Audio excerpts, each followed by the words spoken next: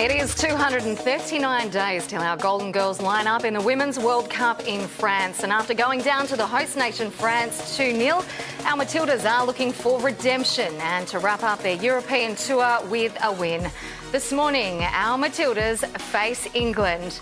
Hello and welcome to our Fox Sports coverage, coming to you from Craven, Cottage, and joining me in the studio today to discuss this match and take a look at it, former Matilda Amy Harrison. Emily Van Egmond joins us, and former English international turned W League star Natasha Dowie. Ladies, welcome. We are in for a big morning ahead. Aim, let's start with you. What are we expecting from this one? Yeah, I think it'll be another exciting game. I think it'll be a lot more physical than the French game was. I think, there was some positives to take out of last game, and I think, like you said, there'll be a bit of redemption and a big focus on ball possession. Tash, English international, big game for you. It's going to be a great game. You look at the players on show. It's a world-class, both teams, and a lot of these players wanting to get a spot for the World Cup next year, and there's a lot of new faces as well in the lineups today, so I can't wait to watch the game. We haven't played this team in for a couple of years. Last time was back in 2015. We had a 1-0 and a 3-0 loss for 2 games in that year. Were you part of those games, and what are you expecting tonight? Yeah, the last time we faced England, they're a very physical team, very much direct, but again, a world-class team, and I think it's going to be a good challenge for us tonight. Well, I am certainly looking forward to it. For one, let's take a look at how the teams will line up. There are a couple of changes here for the English team. Tash, I'll get you to talk us through this one. 5 major ones. Yeah, so I expected this from Phil Neville today. Marriott's obviously a new keeper in goal, just signed for Wolfsburg. Hasn't had a lot of playing time out there, so it'll be interesting to see how she does. McManus is a regular as well. She plays with Steph Houghton a lot in Man City, so that should be a fine partnership. But for me, Kira Walsh is going to be the key player today for England in that holding position. She's been City's star player for the last 3 or 4 years, and if you give her time on the ball, then she can dictate play very well. And then Lucy Staniforth, I played with her at Liverpool, and she's actually come back from 2 back-to-back ACL, so it's great to see her back playing, and technically a very good player. And Beth Mead out on the wing, in great form for Arsenal, goal scorer, very good 1v1. So I'm excited to see these younger players getting a chance today for England. Well, it will be very good to see them up front, especially Kirby and Harris being on the bench today, not up front like she usually is. So a few changes there. Let's take a look at the Australian team. Em, I'll get you to talk us through this one. The big ones, obviously, Amy Sayer coming into the starting lineup and Princess Abini coming in for her 4th cap. Yeah, look, 2 very exciting young prospects coming in to the lineup today. I believe it's both their first international start, so big congratulations to both of them, and definitely be looking to see what they can bring to the table. Amy, talk to us about Princess Abini. Your teammates at Sydney FC, you've watched her through her journey with the Matildas. She's been part of the squad for 12 to 18 months now. What do you love about her? Oh, I love Prince. She's such an exciting young player, and like you said, she has been around for a little while now, but I think now everything's coming together, physically and mentally for her. This is the best I've ever seen her play. This is the best I've ever seen her look. And, I've been around Prinny for a long time now, for, about 5 to, 8 years. So I've seen her grow up. So I'm so proud of the kid, and I'm just so excited to see how she goes today. Of course, Australia went down 2-0 to France, but England also played an international on the 6th of October. That one was up against Brazil. They had a 1-0 win in this match, but it really got going right from the first whistle, scoring in the 2nd minute through Fran Kirby. Are we expecting that fast start from them again today? Yeah, I think that's what Phil Neville's got the team doing.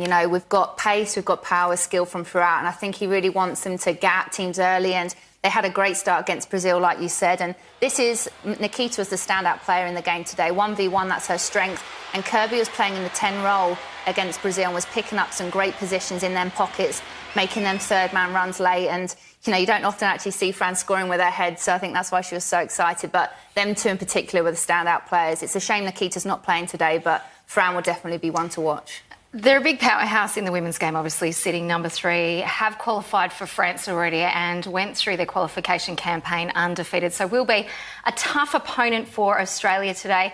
Let's talk about Australia. That 1-0 scoreline against Brazil has to be a positive for Australia, seeing that we beat them so comprehensively last year. Yeah, obviously not a lot of goals in the game, considering we've come off the back of the last couple of games against Brazil, scoring quite a few, but again, we can't really focus too much on that because it's going to be a completely different game today. Like I said, I think England's going to be very direct. In saying that, they have a new manager now under Phil Neville, so I would like to see what they can bring to the table. And Aim, we talk about those fast start. Is that a worry for Australia?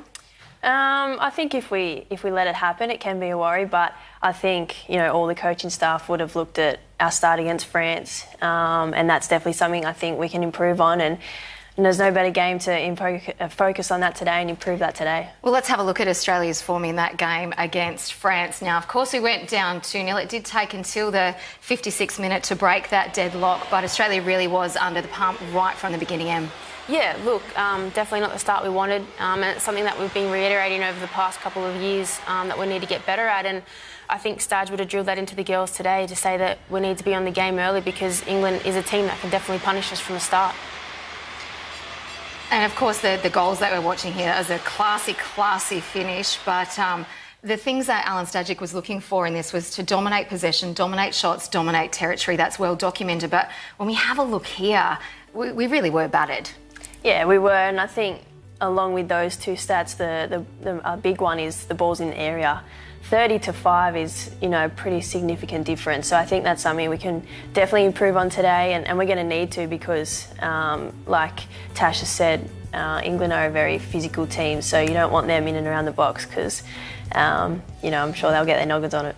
And two teams that really like to use the width of the pitch as well. There were some positives to come out of that game. Australia soaking up plenty of defensive pressure. A star for me on the night, Steph Catley. Yeah, look, I think Steph definitely held her own. Obviously she's more of a left back, and to show that versatility to come in as a centre back I think was great, and to step up and be a leader on the night I think was fantastic for Steph. She obviously led the back line quite well, and we'll be looking to see the same tonight against England. And there was a couple of other players out there doing some tough jobs, playing out of position. That's one of the hard things, isn't it, when we're missing the big players, like we're missing yourself, we're missing Sam Kerr, Alana Kennedy, who's usually a linchpin in the centre of defence. Trying to play the same style of play in the same way that we play with different players in different positions is always going to be a challenge for Australia. Yeah, it's never going to be easy. Like you said, playing out from the back, missing Alana and Em in that six, it makes a massive difference. Alana, left or right foot, she can ping wherever she wants. And when France were pressing the way they were, I think sometimes it would have been good to just have lines in there and playing out. Another positive on the night was Mary Fowler coming onto the field. And really, she did make a big impact, didn't she? Off the bench. Look, I think young Mary's done extremely well. Only 15 years of age, and she's very raw, but she definitely brings something different to the table. You see here it was really our best chance of the night, so it was good for the young girl to get in and have a real crack. Yeah, I think she oozes confidence, and at that age, it's really impressive to see. And just the ball in behind, she was asking for it, she was making those runs. So, hopefully we see her again tonight. And defensively, England would have been watching this game. Oh, for sure.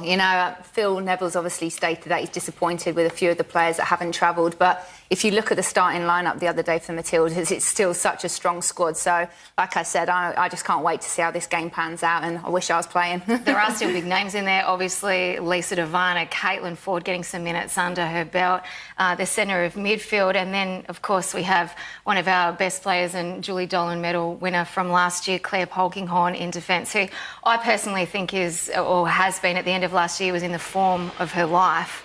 And she was sensational again the other night too. Just not enough for our team to come out on top. Yeah, look, Polks is a hard worker, and I totally agree. I think you've seen Polks has gotten better almost the longer her career's gone on, which is fantastic to see. She's a rock in defence, and she'll always give 100%, and you can ask for nothing more than that with Polky. And Taz, you've obviously come up against her in the W League for a few seasons now. She's tough, she's uncompromising, and she's quick. Yeah, she is. She's one of those players that she's fast, she's physical, and I don't mind a battle, but she's one of the toughest centre-halves, definitely in the W League that I've played against. And, she's a leader as well. She dictates the team, but, she leads from the back, and, yeah, she'll be huge for the Matildas. Well, here we see the teams coming onto the field, or through the tunnel and onto the field at Craven Cottage. What a sensational backdrop to play this match. They're expecting quite a big crowd there this evening, and as we get our final thoughts, Tash, how's this one going to go? I can see goals for both teams, but I'm just going to have to say England nicking it 2-1. Well, of course you can say that. Little home heart there, Amy. Yeah, definitely disagree with that. I think there will be goals, but I think Australia could pinch it 2-1. Em? Yeah, look, first off, I'd just like to congratulate KK on her 100th cap. It's awesome to see that she's also wearing the captain's armband, but yeah, I'd love to see the Aussies get up today. Absolutely fantastic. Well, the first half of this international between England and Australia about to get underway. We'll throw you now to our comms team. See the girls back here at half-time. Please say welcome to Teo Pellizzeri and Sarah Walsh.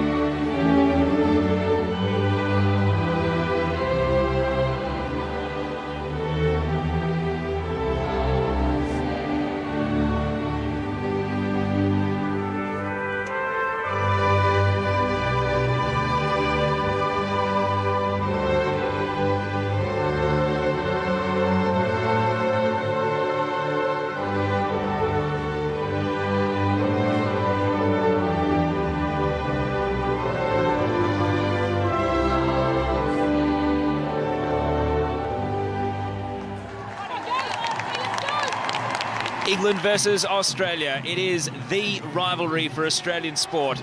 And tonight, for just the 5th time, it is the Matildas who are flying the flag and leading Australia into this classic battle. Both teams with an eye on the World Cup in less than a year's time, but certainly looking to prove a point this evening. The Matildas in need of a strong performance after their weekend defeat to France, while England are hoping to make it a Brazil-Australia double if they can take care of business at Craven Cottage tonight.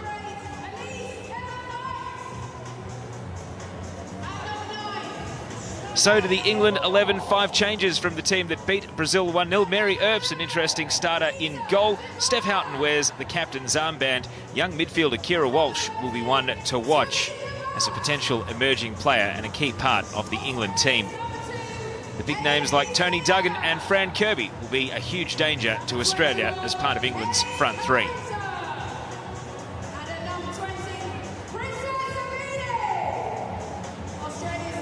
Australia's 11, first start at international level for Princess Ebini, while cap number 3 will also be a first start for Amy Sayer. Elise Kellon-Knight wears the captain's armband in international number 100, a journey that started all the way back in Hong Kong in 2008. And plenty of focus on that Australian defence. Claire Polkinghorne, the pillar, but what goes on around her remains of great interest. So there is how the teams line up, at least on the sheets that were given. Fran Kirby leading that attack for England. Houghton and McManus, the centre defensive pairing. Lucy Bronze, nominated for the Ballon d'Or during the week at right back. Watch out for her for England. There is the English team, and it's Steph Houghton who is giving the final team talk wearing the captain's armband. There'll be plenty of motivation in that group to improve on the 3rd place finish in 2015, which really put them on the world stage as a force that can win a World Cup. There's Caitlin Ford, hoping to find her best. Played against France, and after a long injury layoff suffered during the W League last summer that cost her an Asian Cup berth, she'll be hoping to find her best for the World Cup. And it's Elise Kellon-Knight in cap number 100 who is giving the pep talk. There's Phil Neville, long-time Manchester United and Everton player in the Premier League, so well known to Australian audiences. He's qualified England for the World Cup, but the scrutiny remains as sharp as ever. And Alan Stajic, Australia's gaffer, hoping that his team can make the adjustments necessary to find that winning formula after a pretty tough night against the French. Australia in their yellow home kit for this one at the home of Fulham. Craven Cottage, ready for England against Australia. Fran Kirby to kick it all off. Tonight's referee, the French Florence Guillemin.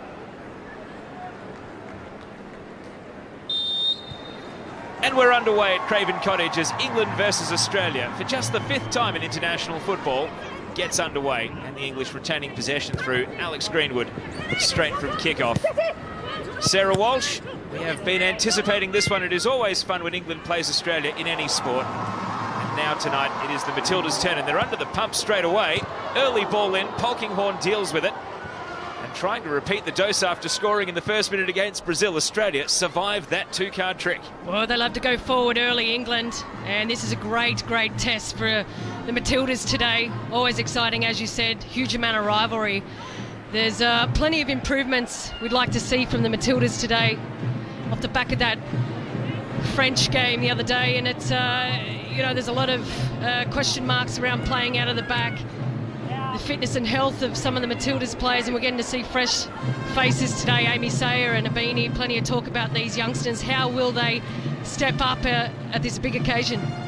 Australia trying to press from the off and causing some problems for Howden. Now Bronze at right back, two of the most senior internationals in the England team, and they are able to think their way through it. Well, they haven't quite been able to break the lines territorially, and Australia have England pinned in these early stages.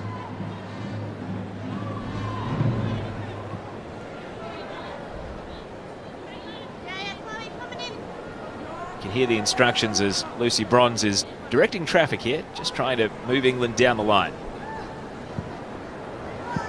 Bouncing over the head of Catley, and Kirby not quite able to escape with the ball. Catley, a dangerous back pass. Polkinghorne is composed.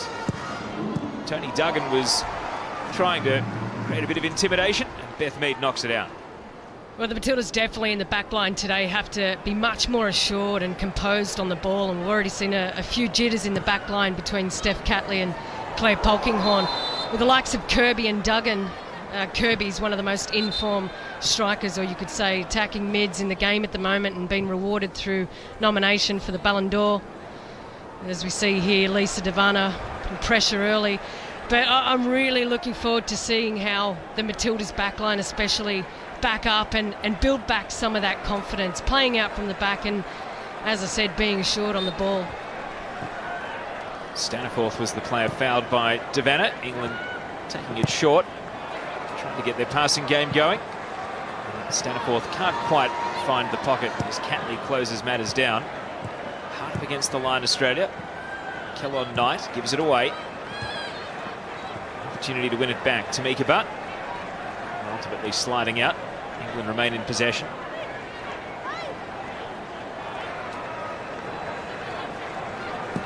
Staniforth, Bronze. Beanie couldn't quite make ground ahead of McManus. And the centre-back's pass. Not quite dealt with by Caitlin Ford. Mackenzie Arnold finding the left side, and Bronze takes over. Kira Walsh back to Bronze. Now McManus is the opening. Greenwood. Trying to break here, Alex Greenwood. Ibini giving chase. And attacking the ball at the near post, Fran Kirby made Greenwood's cross work, but couldn't turn it towards the target in a meaningful way. Well, that's the danger, and where have we seen this before? Down the left-hand side, the right-hand side for the Matildas getting exposed. Princess Abini and Ellie Carpenter getting that one wrong.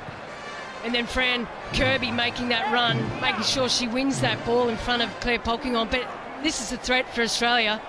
Kirby, she just has a nose for goal, an amazing ability to be able to find the ball in really tight spaces. She's the one to watch today. But again, it's a little bit of a worry down the right-hand side. Communication between Princess Abini and Ellie Carpenter. And the flick on here is going to sit up. It's been sliced wide. What a chance for Beth Mead. Has already scored twice in just 3 internationals. Would have been 3 and 4. Well, again, you got to wonder about the communication between the two centre-backs here. It's a lucky touch here from Fran Kirby, setting up Mead. But again, you can see Caitlin Ford's completely lost her player there. A little bit of worrying signs in terms of the shape for this back four.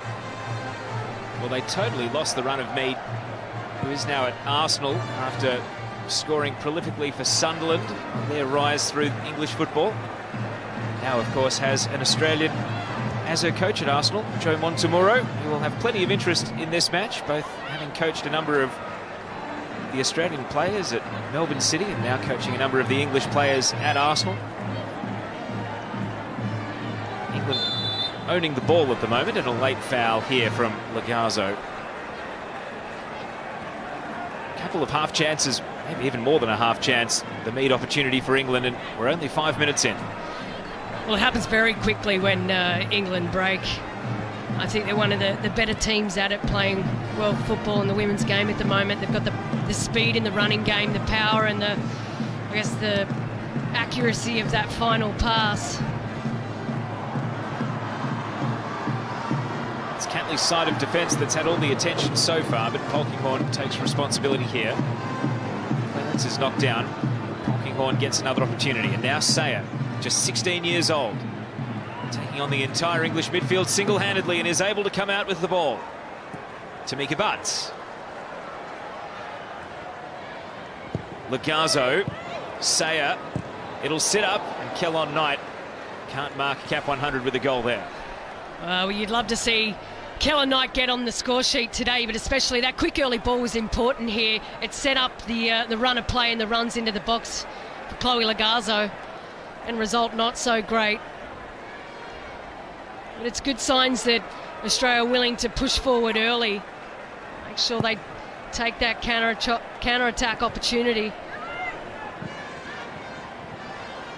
Of course, it would be a collector's item if Kellon Knight wants to score today. Just one international goal upon reaching cap 100.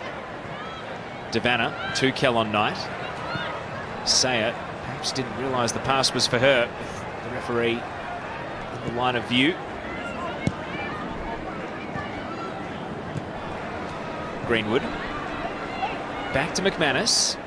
See the anticipation of Devanna cutting off the route to the goalkeeper. So McManus forced to go forward. Well, that's better press there from the Matildas. A combined effort to be able to press and make sure they cut off that final pass. Duggan. Diagonal ball from Walsh. He's going to put Bronze into space. Numbers in the middle for England. Mead, the back heel, and Mackenzie Arnold with a good save. Well, that was an unbelievable switch here from Walsh to pick out that overlap for Bronze. Bronze has made the early run, and the space had opened up. Caitlin Ford could do nothing but get out and actually hold the play up. And the ball in was excellent, although behind Mead. The end result wasn't too bad for the near post shot. Well done, Mackenzie Arnold. That final replay showing just how good a save it was from Arnold. Had to get the hand out to a goal-bound shot. And that's something that the Lionesses have definitely been building on their game in terms of that switch and finding that overlap, finding that extra player. Sayer's pass is going to break for Devanna. And now the return ball. Sayer can't make ground ahead of Staniforth, though. The crowd appreciates the defensive work. Bronze. Walsh. Sweeping diagonal pass. Jordan Nobbs. Carpenter got a boot on it. The end result will be an England throw. Greenwood.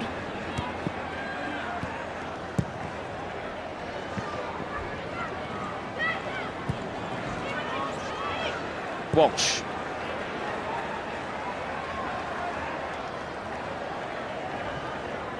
A little misstep from Bronze, but able to recover.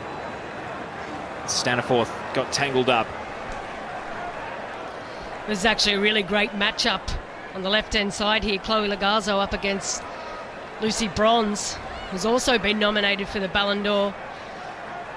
More so known for an amazing athletic ability to be able to get a very dangerous cross in. So that's something that the Matildas will definitely have to limit today. Kirby. Nobbs. Leaves it for Walsh.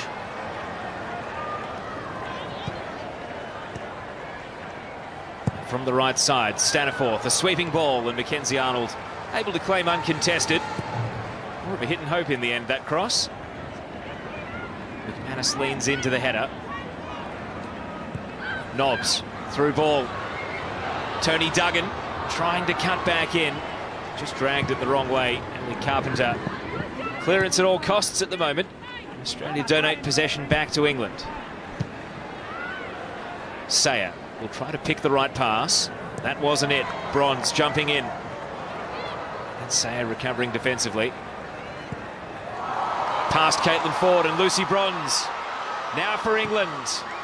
Cutting it back. A very gentle nudge from Polkinghorne, and even though the crowd were hoping for a penalty, Fran Kirby didn't even appeal. Tamika Butts. Hear the shouts, get forward. That's what Australia are trying to do. Houghton against Devanna. And now Tamika Butts has continued the run on the tight angle. And it's well defended by McManus to force Tamika Butts wide. Oh, but this is an excellent through ball here from Lisa Devanna. Also the run here from Tamika Butt. You can see she runs beyond the line of defence, making sure she's an option for Lisa Devanna. Well onside. Just the run here from Princess Abini needed to hold that up and create that space. She kind of crowded Tamika Butt's space in the end, but there's the up the other end for a call, shout for a penalty. Ford, Devanna, and Abby McManus for a player in just international number 7. Has looked superb. The Manchester City centre-back. Now England are trying to turn defence into attack, but Carpenter is there for Australia. And a poor pass given away. Tony Duggan. Space here for Staniforth, and the crowd got the long shot they called for, but to no great effect.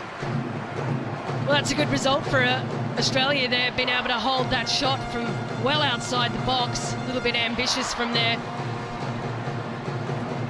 We're already seeing some very similar themes today to what we saw against France. Australia's forward line playing, well, very far ahead from the midfield. And now the through ball for Kirby. Good acceleration to chase back from Catley. Just when it looked like England might have been in.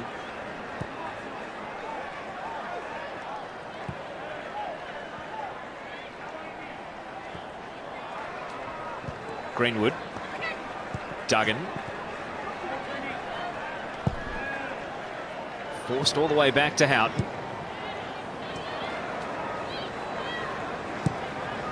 Bronze to Staniforth. McManus. Back to Greenwood where the move started. Now the through ball is going to open Australia. And with good reason, because Duggan had stolen offside. Well, that was an excellent run here from Duggan. See, she peeled off the outside of Ellie Carpenter, starting from the inside. If you look at her run here, yes, she's offside. But the worry is Ellie Carpenter hadn't looked over her shoulder to see where that run was being made from.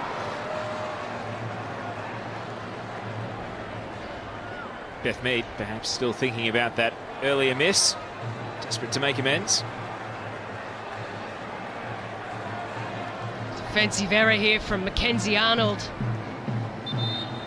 You still sense that Australia not comfortable on the ball, especially playing out from the back, and it's something in contrast very much so to this English team. It's something that I think that Neville has brought to their game. You can already see how comfortable and composed they are in terms of switching the ball. Their ability to be able to open up their opposition through ball movement and great forward runs. Catley's volley. Ford. Fran Kirby. Staniforth. Polkinghorne with a textbook challenge. Now Devanna slip sliding. Not able to take the ball with her. Staniforth leaves it for Walsh. Now coming in from the right side, it's Beth Mead. The shooting chance is there, and it's just wide. Well, they're starting to find some rhythm now, aren't they? That's almost 4 shots within the first half already. You can see that she sold Caitlin Ford Mead on the outside inside, getting the shot away. Really showing a class, left and right foot. When the team sheet came in with no Nikita Paris in the starting 11, Australia might have breathed a temporary sigh of relief, but not to be. Beth Mead is causing all sorts of problems for this Matilda's side.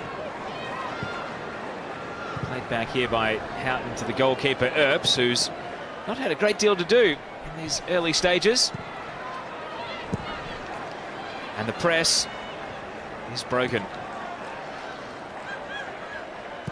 Greenwood. Now given away. Carpenter. Ibini. Trying to make an imprint on this game. Australia just being chased and pressured with the ball, though.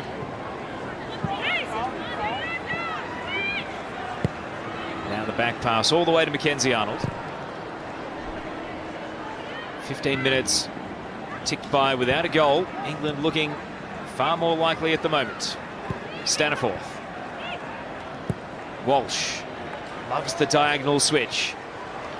Lucy Bronze on the end of it. Jordan Nobbs. Mead. Can't complete the 1-2, but Sayer's pass put Tamika Butt in a hot spot. Ford now. Driving it straight to Houghton. McManus. And now Greenwood.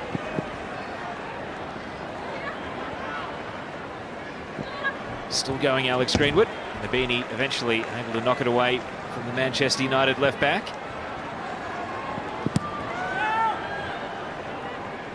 Jordan Nobbs. Houghton's hopeful pass. Polkinghorne. Kirby had all the time to bring the ball down. Couldn't find a teammate in doing so. And now Lagazzo. Pocket picked by Beth Mead. Clever defensive work from the forward. And now Staniforth. Rolling into the path of Kirby. Duggan waits in the middle. Mead. Polkinghorne, a magnet to the ball in the air at the moment, and Australia need that presence. Ibini. Back to Lagazzo. Slight challenge came in late. And the tackle from behind from Beth Mead has clattered Chloe Lagazzo. Oh, she may have got the ball, but I'd be expecting a yellow here. It was a little bit dangerous from behind. As we predict, Chloe Lagazzo was off into some space there. See the turn here. She's sold Mead and been picked up for troubles. That's quite dangerous. You can see Australia really struggling to find any kind of rhythm or any possession really to build some kind of pressure. I think Amy Sayer is definitely going to be key for the Matildas, especially when you play with another attacking mid like Tamika Butt. They really need to. As the ball breaks here. Amy Sayer in particular really needs to make sure that she's showing for the ball today, making sure that she is rotating with Elise Keller-Knight. Really needs to provide an option through the middle.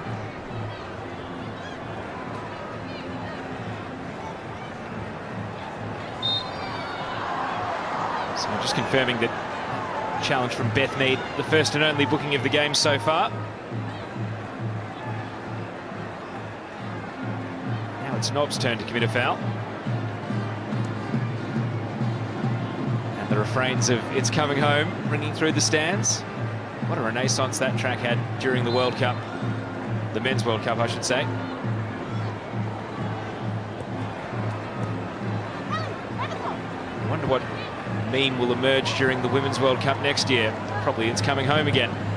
Cross for Australia, and a first real meaningful touch for Mary Earps, the Wolfsburg goalkeeper, able to deal with matters. Didn't like what was breaking in the counter-attack.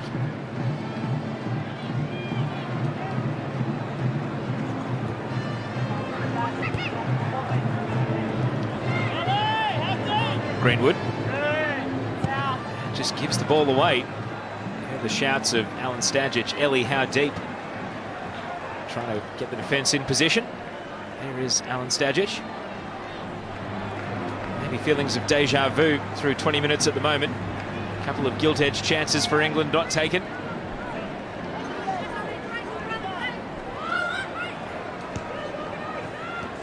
Carpenter.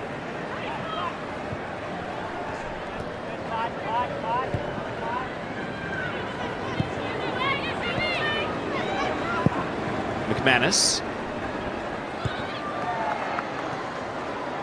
Header into space. Catley. This is going to be awkward for Arnold to deal with, and it proves to be so. Beth Mead teeing up Kirby. It's Fran Kirby!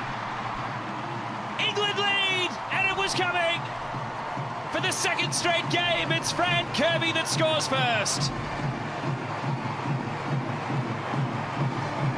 Well, this is everything to do with the touch of Mead, the touch of style. They've been able to switch the play again here, England. Find that extra play, and you can see Mead here never gave up on the play. Steph Catley couldn't get a pass back, a meaningful pass back to Mackenzie Arnold, but here you can see that cut inside really opened up the Matildas' defensive line, and then Fran Kirby doesn't miss from there. They've really started fresh here, France.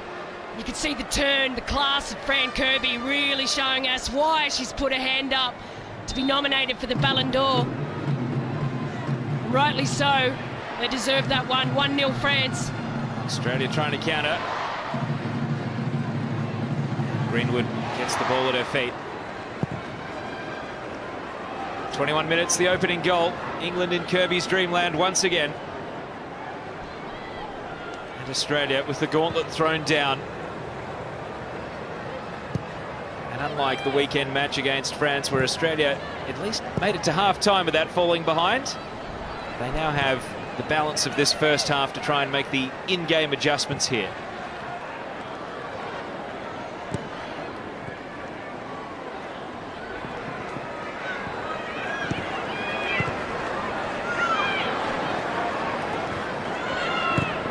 We have to admit that the way that England are on the ball. Given away, Lagazzo. Can Australia move at speed? England getting their numbers back. Devanna. To Kellon Knight, and a deflection. Earps keeps it in.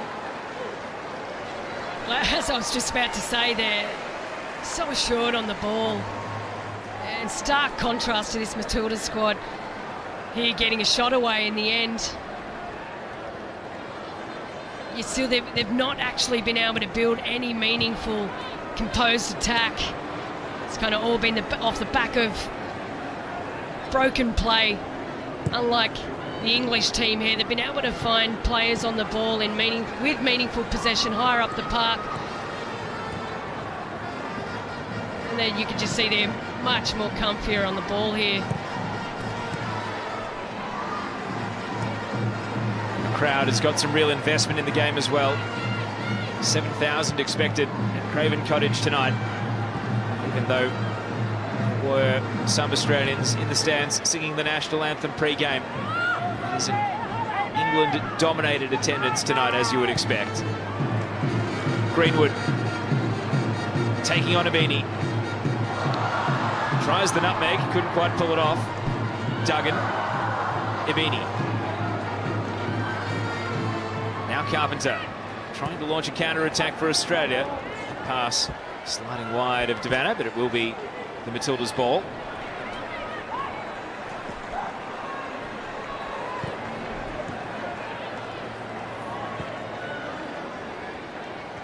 4 times they have met. The team that has scored first has gone on to win. The team that scored first kept their opponent to a clean sheet. So if Australia can find the back of the net tonight, that will be a first in head-to-heads between these two nations. It's Kellon Knight all the way back to Arnold. The crowd straight onto her after a couple of dodgy passes out, and this one does go to a white shirt. Jordan Nobbs, now Duggan, and Kirby was breaking the wrong way. Oh, the rare occasion that Duggan and Kirby not synced for that one. You can see the understanding of these two.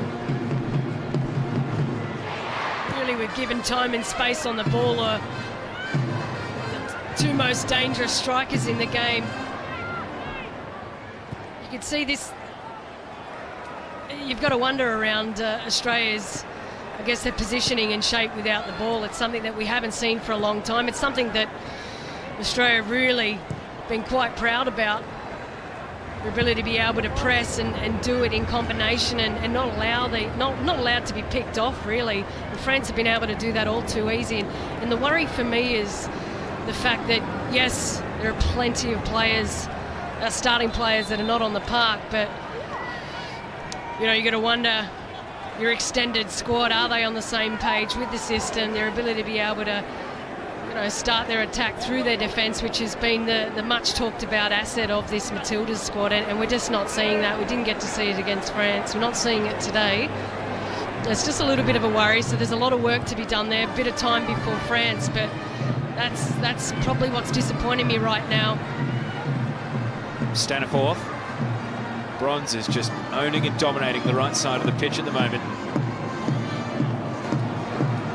Is in possession once again here. Nobbs.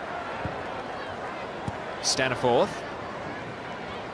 Play comes to a standstill. Australia with numbers behind the ball. Staniforth running down into the corner and out of ideas.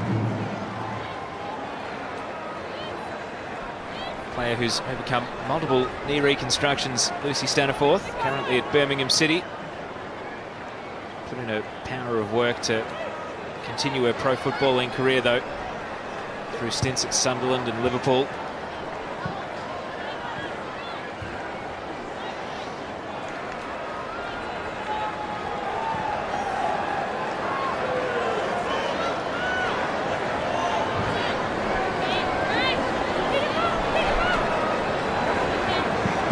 Staniforth back in possession here. Quick 1-2 with Bronze. Bronze gets the cross high. Ultimately shanked out for a goal kick. Well, this is actually what I love about this this English team. They love to try things. They do have creative players, and they won't mind giving it a go. This English team still has Jodie Taylor, Jill Scott to come back. Obviously, we've talked about the star power on the bench. And there's a lot of talk about them being a dark horse for next year. I don't know if dark horse is the right description for this squad. I think they've been able to build a serious amount of consistency. The core of their group has been together for a while, and we talked about the star power up top. Kirby is one of the most informed strikers up there with Le Sommer. Sayer. Kellon Knight. Tamika Butt. Options. And the pass to Lagazzo. Delivery is key. Straight to Steph Houghton, who drives it away.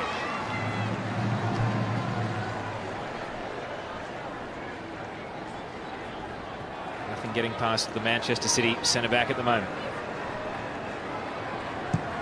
Devanna. Caitlin Ford back to Devanna.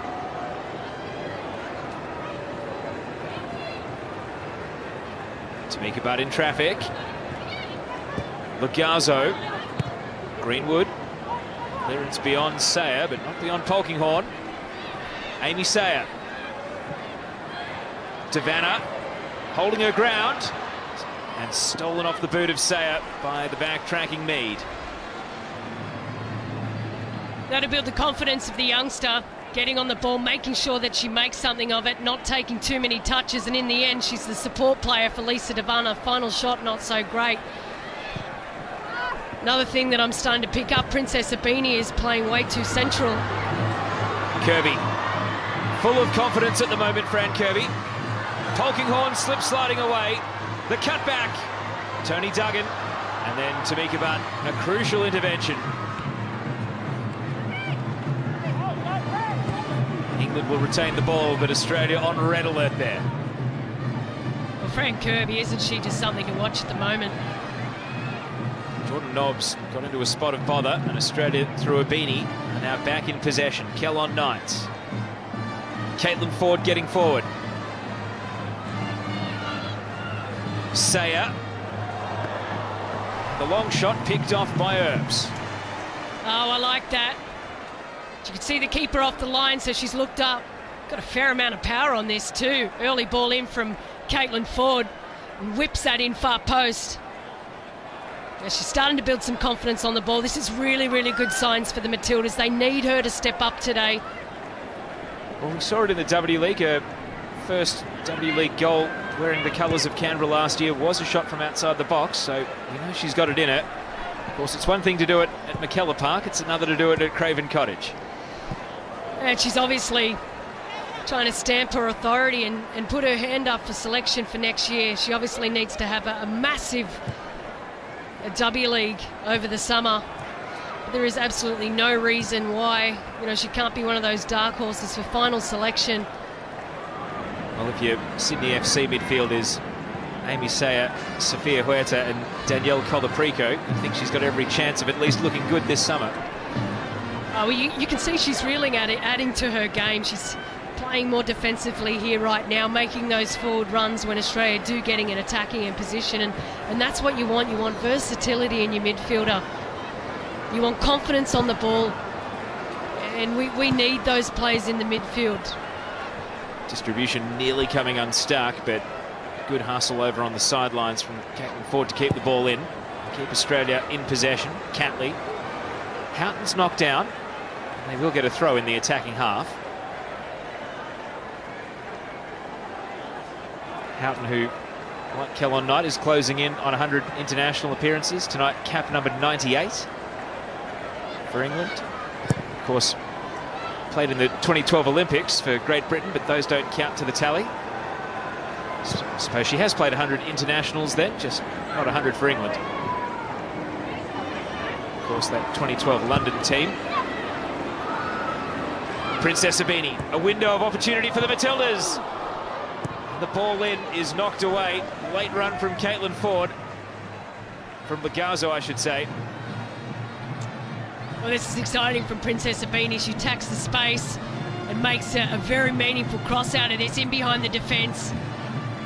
A little bit behind Chloe Lagazo. Chloe Lagazo could have possibly timed her run a little bit earlier. It's a good attack from the Matildas. Better signs. 10 minutes since England took the lead through Fran Kirby. The only goal of the game so far, 1-0. Ford. But tangle with Jordan Nobbs, and England with perhaps a kind deflection. Tony Duggan is away. Carpenter desperate to chase back, and Polkinghorne makes it a 2-on-1. Lagazo. Bit of a static forward line she was passing to in the end after waiting and waiting, and ultimately nothing prevailed. Greenwood. Back to Tony Duggan.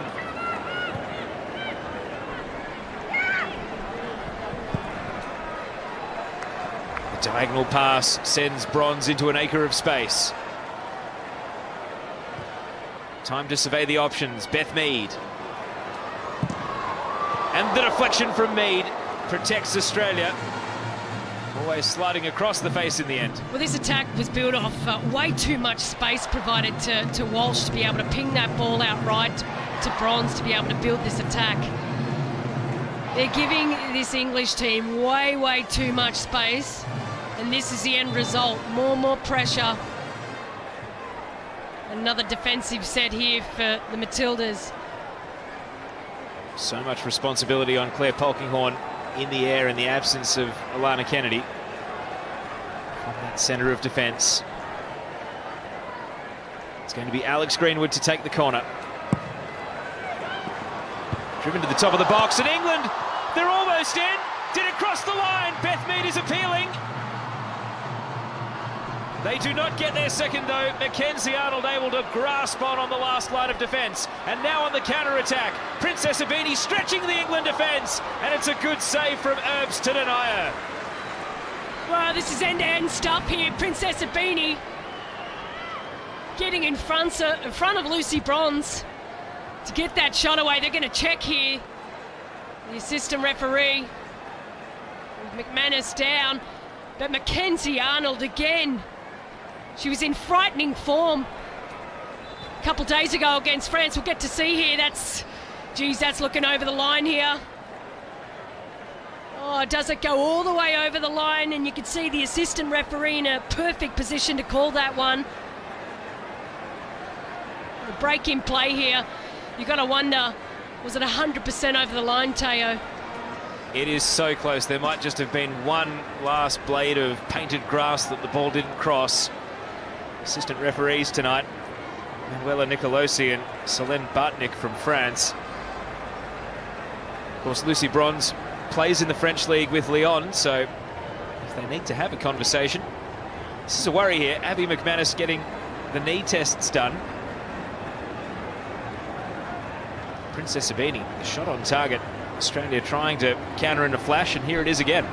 Well, she's made the early run and predicting and anticipating that Lisa Devanna will win that ball. I like that. I like that from the youngster. She's also been able to beat one of the best right backs in world football for the women's game at the moment. Getting the shot away, a meaningful shot away, testing the keeper. I like that she was alert to that quick early ball out from Mackenzie Arnold. Of course, Devanna and Abini in the same Sydney FC team last summer, so some familiarity. Houghton's header, that's what caused the scramble on the goal line, but Australia have emerged with only a 1-0 deficit. So close to 2-0 for England though. Good news for McManus, she's passed all the tests from the physios.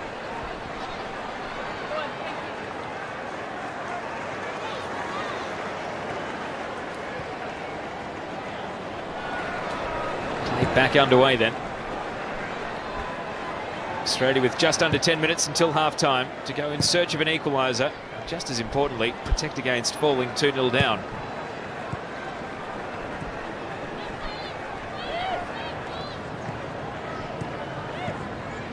In the build-up to that corner, Sarah, you mentioned the diagonal balls from Walsh, the domination of Lucy Bronze on that right side. Is there much Australia can do, or are they just being beaten by something they can see coming but can't do much about? Oh, well, look, there's no doubt you have to credit England's ability to be able to find that pass. Their passing accuracy has been absolutely on point tonight, but it's just been all too easy in terms of Australia's shape is absolutely not set up to be able to actually predict England's play, much like what they're doing to Australia right now. Australia getting absolutely no easy free run, no free players off the ball. And England have just had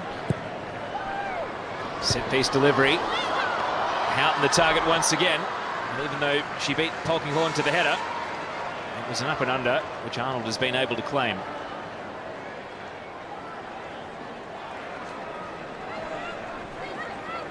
Polkinghorne, Carpenter. Shut down by Duggan.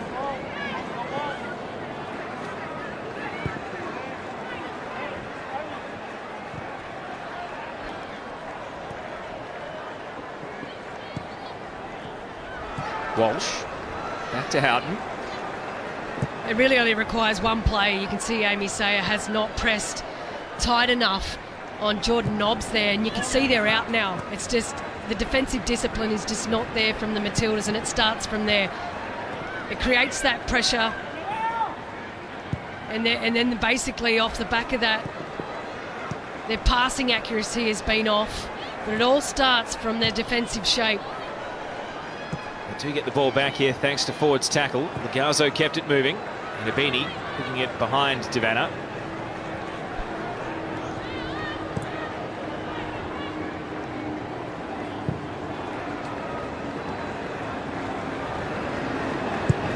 Houghton. It's a rare right to left diagonal ball. Ellie Carpenter deals with it.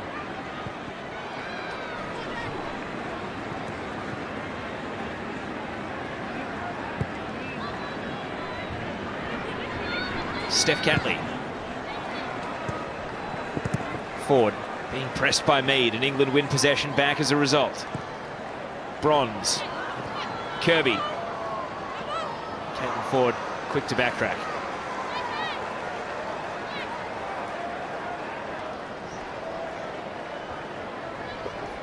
Mentioned Lucy Bronze playing at Lyon. Tony Duggan at Barcelona.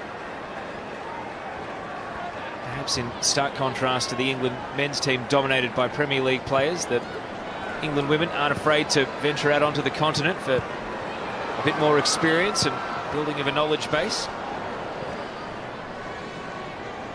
Well, you're right, and you're going to see that different style of players coming together for this English team. It's adding a vast array of variety in terms of the players' creativity. I absolutely love watching Duggan here, the number 11. She adds something very, very different to this English team. Crossfield pass picked off here. Australia able to anticipate the ball to Bronze. And now as a result, trying to set Devanna through the left. Of course, England also have one player in the NWSL sitting on the bench, Rachel Daly. Not sure if we'll see her tonight, the forward.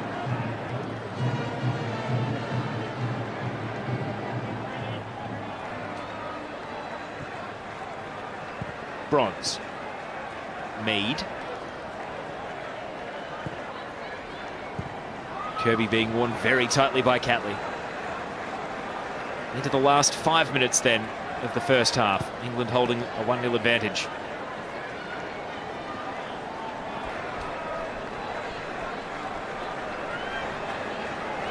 Plenty of high-profile fans in the crowd, including former England international and Arsenal legend Ian Wright. And the contact here from Polkinghorne constitutes a foul, so another set piece for England. And the calls are just not going your way at the moment. They are on the back foot, the Matildas. She may have clipped her. Polkinghorne. She's been rock solid.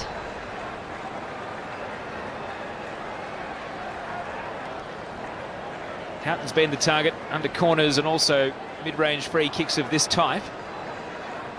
You can see her just lurking down at the bottom of the penalty area on the left side here. No doubt planning a late run. Greenwood and Staniforth cooking up trouble for Australia. It will be Staniforth. And even though Houghton was the target, the delivery wasn't quite there. Well, the Matildas will do well to actually take this to half-time at the score as it is. Australia well set up there defensively. They really just need to find some composure on the ball, start to build up from the back.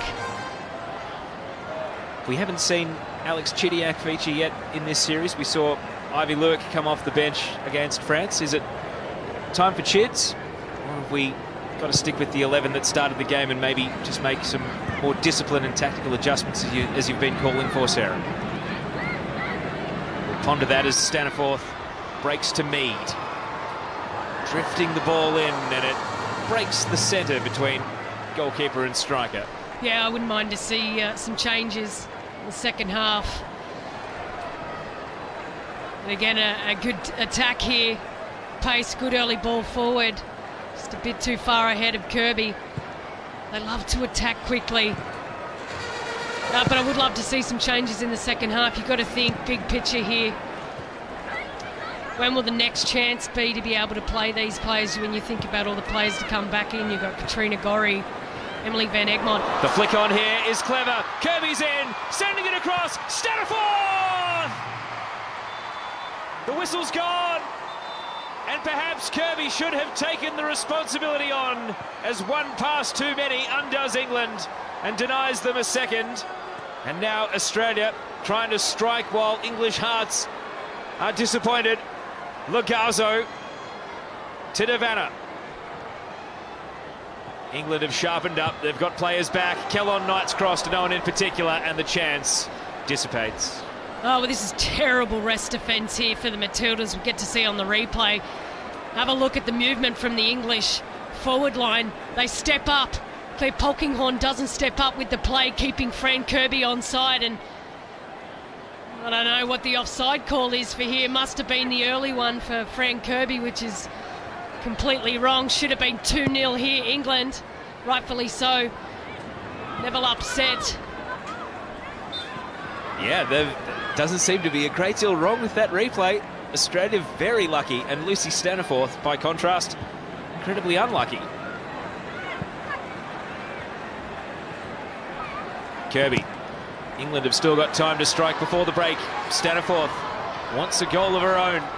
Catley is able to stand tall. Ibini holding off Greenwood. Well, it's a real worry. And obviously, you know, you don't like to see Caitlin Ford playing at left back. We'd love to see her playing higher up the park. But this is who we have playing the back four today. Steph Catley and Claire Polkinghorne spent a lot of time together, but completely misreading that play. Kirby sends it to Mead. Brought to ground. And after hurdling through two defenders, there was not a penalty call at the end of it. Australia not out of the woods yet. Only 1 minute to negate until half-time, and they need it. Carpenter given away to Jordan Nobbs. Crowd getting hot here at the end of the first 45. Duggan. Jordan Nobbs. Australia clinging on to a 1-0 deficit. 30 seconds might feel like an eternity. Well, that will provide some relief. And now taken quickly by Ibini, but the flag is up against Chloe Lagazo. With the Matildas in all sorts at the moment in the back half. You can see again here, Mead getting on the ball and that touch. Drawing in Caitlin Ford, and it's a penalty for all money. How has that not been called? Completely stepped in the path of Mead. Mead has been absolutely outstanding. She has had a hand in everything, and it's been that first touch.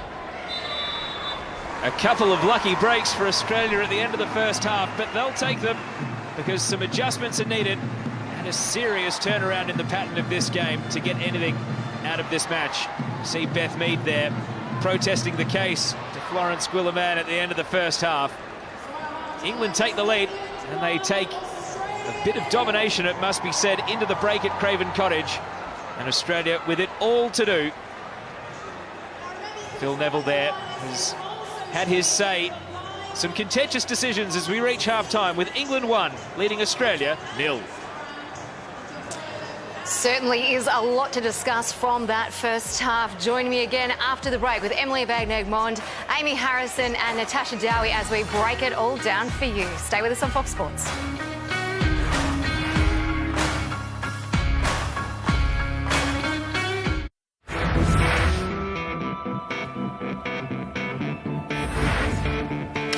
Australia versus England from Craven Cottage, and Australia finds itself down 1-0 at the half-time break with a disjointed performance in the first half from the Aussies with only flashes of what's possible.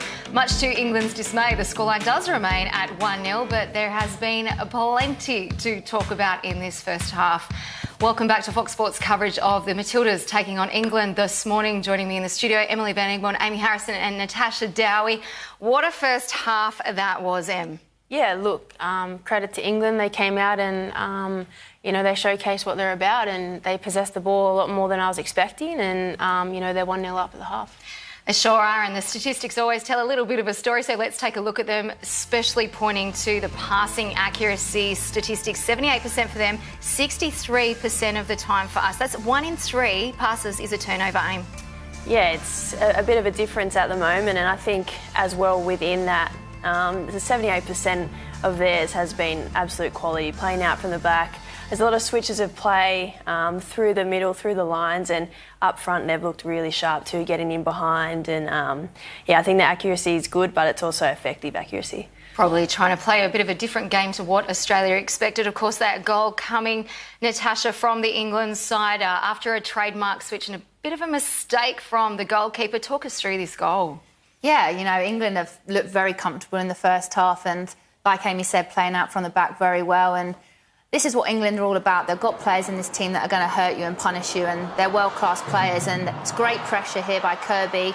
Great composure as well by me to pick her out. And this is what Fran Kirby's all about. Most players would have just snatched at that, but she backs herself every time to be able to take people on 1v1 and against a good player as well, Ellie Carpenter. But she's just got that composure, eye for goal. It's a great turn and such a composed finish, which you see week in, week out for Chelsea. And just not good enough from the Australian keeper, plain and simple, Aim. Yeah, I think Macca will probably know that within herself. I think if she had it all over again, she'd just put her boot through it and knock it up to Rosette. And it could have been, or as Natasha thinks, should have been more than one, this scoreline, of course, with a couple of very controversial moments, starting with the ball that crossed the line, didn't cross the line. I don't know, I'm happy to go to you, Natasha, for what you think. But from what I saw, it looked like a clear goal for me. It looked like the ball had got over the line, and I think England this first half have been quite hard done by. In my opinion, they should be 3-0 up and had a penalty as well. And, I mean, it's so close and it is hard to call, but the way that she was celebrating as well, she looked like she was pretty certain it was in. And this link-up play here, I mean, this goal's beautiful and it deserved to be a goal, and it was a goal. And so unselfish by Fran Kirby. You know, normally she would just bury that, but it's great to see stamping it back of the net, and just such a shame that poor decision by the linesman. I don't really know. It's not even close for me. And, yeah, great goal. It should have been. No VAR, no way to go back. We've got to play the whistle. It's a lucky escape for Australia, Em. Yeah, again, Tash touched on it. I think England's been terrific in this first half. Here you see that's a clear pen. And if it's not, then she should be getting booked for diving. But, yeah. I don't know what the ref's looking at there. I mean, it's an absolute stone-cold penalty. I mean, it's just laughable, really. You agree, Aim? Oh, 100%. If that's not a penalty, I don't know what is. So you're all in agreement it should be 3-0 at half-time, and Australia's lucky to be down 1-0, but what do they have to do? That is the big question, isn't it? Amy Sayer has been fantastic in this first half for just her fourth start in Australia, her third start in Australian colours, but her first actual start. More minutes on the field in this half than she's played in her entire career. 1 minute in the first game, 8 in the second, and we see her on the ball. And straight off the bat, very silky skills throughout the centre of the park. Have you been impressed? Yeah, look, I think she's managed to have a couple of looks on goal as well, and you know, she's just been trying to find her feet, and as a 16-year-old, I'm sure she's got a lot of nerves coming into the game, but I think for the mainstay, she's held her own, and she showed us little snippets of what she's about, which is the most pleasing thing. Australia have had their fair share of chances in this game comparative to the last one. Amy was part of that chance package, but Australia really finding their chances limited in the first third of the field. I think the big difference between the two teams today is that you can't. Australia's team has quality throughout, you know, every single player, but I think England's players are playing in their positions, and you know, for me, you know, Steph Catley's probably the best left back in the world, playing at centre half. You know, Caitlin Ford in the best form of her life, playing at left back. She's never a left back, she's a forward or, you know, a number 9. Savannah, for me, her strength is when she's running at players. You know, you do not want to see that. And, you know, she's playing in a number 9 position where you're expecting her to hold up the ball. So all these players are kind of, they're playing in the wrong positions for me, and I think that's why they're probably struggling to really create these chances, whereas England, they're playing to their strengths and the players are playing in their position. So it's kind of frustrating to see, really, as a player that admires Australia and the Matildas. And there's glimpses there, though, isn't there, for Australia in these attacking chances? They're getting into the box, they're getting the ball, and then just not knowing what to do with it right at the end. Yeah, I just think it comes down to the decision-making in the final third, which I think has been, you know, our Achilles heel for the last couple of games. Here you see Prinny's had a look on goal, but there's no one really following up or making a run into the box, given it's off a counter-attack off a set piece. But yeah, look, I would like to see, obviously, the wide players getting a bit more involved, and Lees, obviously, as well as the number 9, seeing if we can make those runs in behind as England are doing to us. Australia with some adjusting to do, and I'm sure their halftime talk with Alan Stajic will be trying to address just that. You will get a chance here in Australia to see a lot of these players we're watching today, plus some of the stars like the one sitting next to me, as Australia, our Matildas, take on Chile on the 10th of November at Penrith Stadium. Those tickets are selling out really fast. We're ahead of where we were at this time last year against Brazil. We are expecting the same huge crowd, so jump online, search for Matildas and get your tickets. The second game coming up on the 13th of November up in Newcastle. And we were sidelined for these games last year. Absolutely outstanding to see big crowds coming into Australia and against a team that will play this sort of football we haven't seen for a long time. Yeah, it's so exciting to see, and also super exciting that the crowds are going to be on par, if not better. And I think for the public to see the girls in the flesh and, you know, amongst the best players in the world, it's so exciting, and I can't wait for it to all come back around again. It will be great. Well, you guys can sit back, relax and watch the second half. Look forward to your full-time analysis. Australia with it all to do in the second 45 minutes. Can they scrape back and find their form and find an equaliser? We will find out after the break here on Fox Sports. Don't go away. The second half coming right up.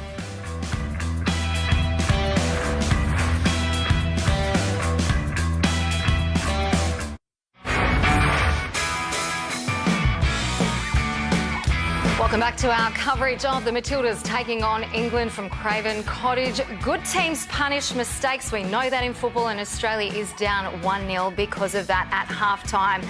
Emily Van Egmond, Amy Harrison, Natasha Dowie. The first half was very disjointed for Australia. Some great signs for England. Tash, what do you want to see more of from England in the second half? Much of the same. You know, I just want them to keep being brave, getting on the ball, playing through the thirds, and can we be even more ruthless, and hopefully the ref will sort her performance out in the second half. And Emily, tactically, what does Australia need to do now?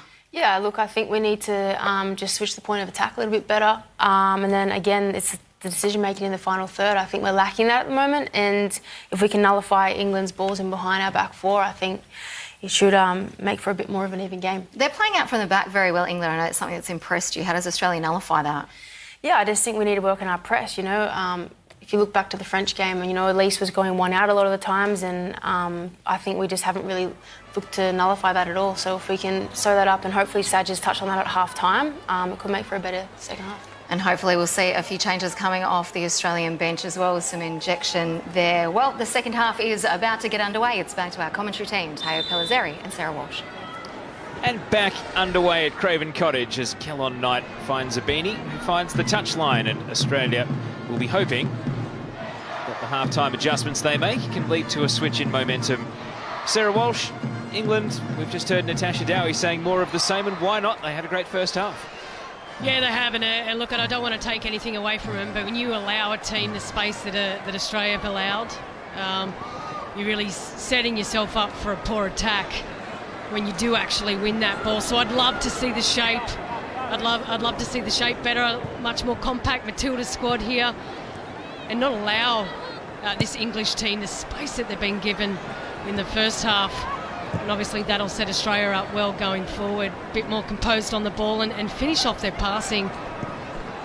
Ibini to Sayer. They just yielded possession. Greenwood for England.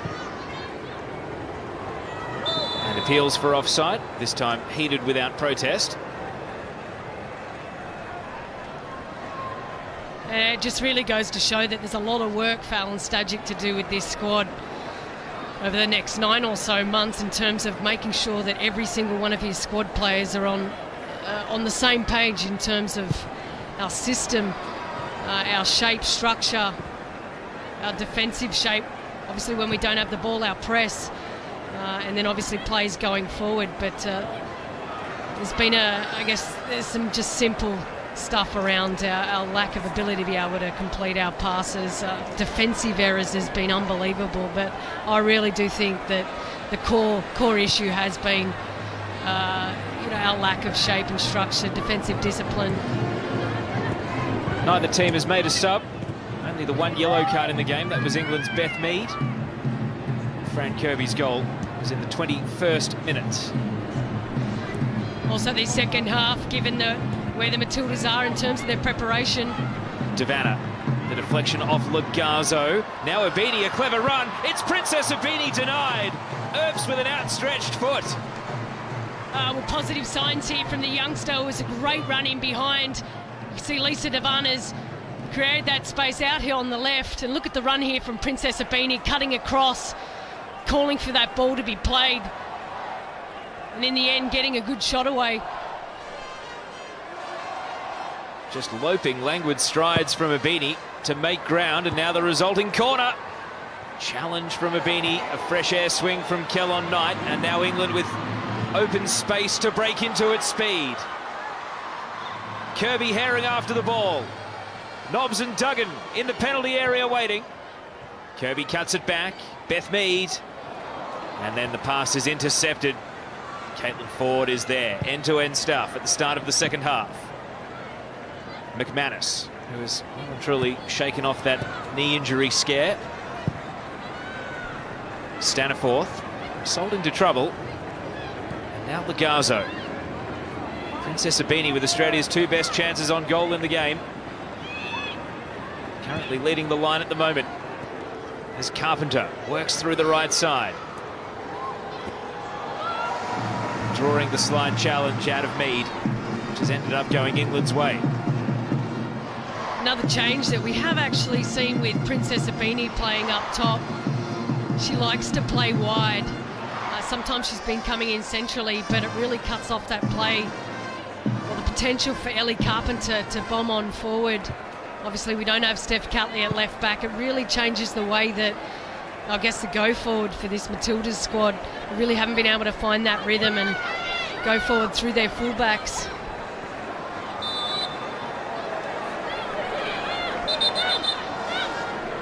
It's where you find when Lisa Devana is out on that playing wide. Free kick taken to good effect, and then forward in to nick the ball off Tony Duggan.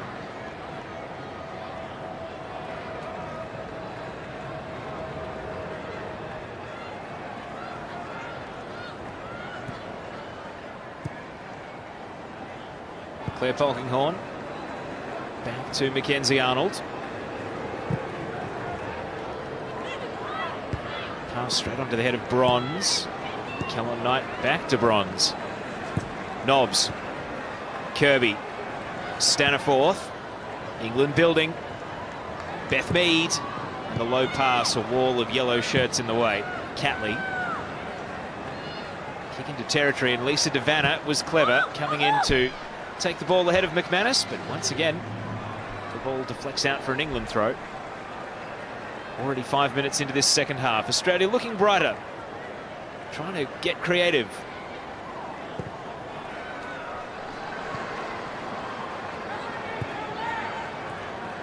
Steph Houghton. That pass sails long.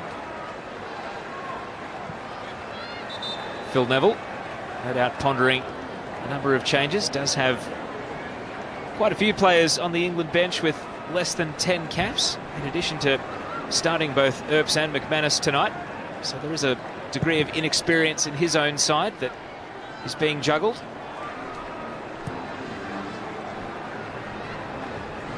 Flicked on. Great chance here for Duggan, and shoots it straight at the keeper. The finish just not there from Tony Duggan. And now Sayer for Australia. Lagazo. Caught a little flat-footed, but it will still be Australia ball. Well, Fran Kirby again has been able to win that first ball. It's so important. It's been the difference here. Not only does Houghton win that ball there, but you can see she comes to the ball. Steph Catley waits, which allows Fran Kirby to pick up the ball and then play it in behind. And again, not too much on the shot to worry Australia in the end. Staniforth out in front of Kirby. Cuts it back. Beth Mead. Australia a brief reprieve. And now the attempt sliced well wide from Greenwood. I've lost a number of times where England have been able to get in behind this defence. You can see such a high line that Australia's playing. And the danger is, when the attack's on, the space opens up and the ball in behind for Fran Kirby was perfect. She should have taken the shot there. They might be in once more. Nobbs. Carpenter had to make the intervention. And in the space of 2 minutes, England have turned it up from 0 to 100 again on the Australia defence. Jordan Nobbs this time getting in behind. Well, and to think they still have Nikita Paris on the bench, when we predict that we will see there's a serious amount of pace to add to this attack.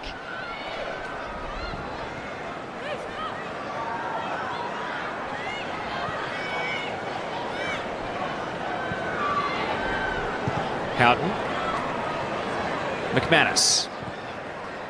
And now Greenwood does have 2 goals at international level, so don't be deceived by the shot that was sliced wide a moment ago. Nobbs. Mead turning straight into Sayer's challenge. Devanna's the outlet, but swarmed by Steffort. Staniforth cuts it to the top of the box, and English defenders all overran the ball, English attackers I should say. Carpenter trying to break out, closed down by Greenwood. England back in control once again.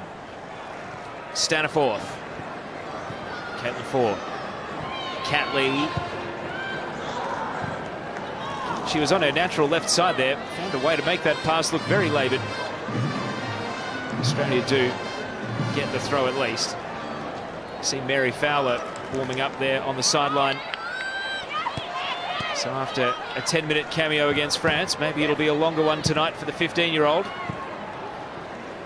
Pressure cooker environment to be thrown into, though. Staniforth. Mead. Tries to take on Ford and did win the ball back, but not before committing a foul. Oh, you can see Mead. She's had some seriously bad luck today. I don't know what the free kick here was called for. I guess she did pick up the foot of Caitlin Ford, but wondering what she's going to do to get a call this game. And to be fair, yeah, it absolutely should be 3-0 to England right now. But we get to see Gilnick. This is an interesting swap here from Alan Stajic. I was absolutely loving seeing Amy Sayer, the one player that was showing promise on the ball. Emily Gilnick comes on, perhaps leading to an inevitable change of roles for some players as well. Lagazzo, you see, now standing next to Tamika Butt in the centre of midfield.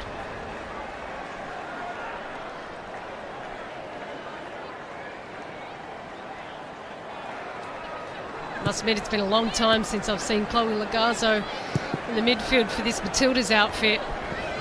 It definitely does talk to the level of versatility in this squad, but ultimately there is a squad that we would hope to see some, I guess, the core squad, and well, they talked about it at half-time, Teo. Yes, there's the versatility, but you'd love to see some consistency with players in spots, and I understand there's been a huge amount of rotation due to rest, and as I said, it does talk to versatility, but you know, you just love to see Caitlin Ford playing up higher. I don't even mind if we see fresh players in the likes of left back, and you know, I really just would love to see some consistency in these players' positions.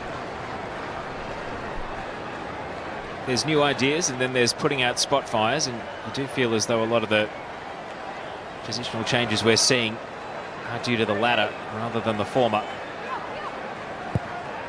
Earps with the goal kick. Houghton. I mean, and these conversations will be so important in terms of going deep into the tournament next year. You'd love to be able to play your starting 11 throughout each match of a tournament, but at some point you might have to rotate, and that will be key. And I think we've been quite lucky to be able to have so many left footers in this squad as well. You've got Elise Kellen-Knight, Steph Catley, and your ability to be able to play Steph Catley at central defence, but obviously you'd love to see Alana Kennedy out there with Claire Polkinghorne. You know, we just haven't been able to keep Caitlin Ford up top. She's probably one of the best strikers we've ever had in the game in Australia, in my point of view, but we've never been able to see her thrive there for the Matildas, and her versatility has been basically her disappointment through her outer career.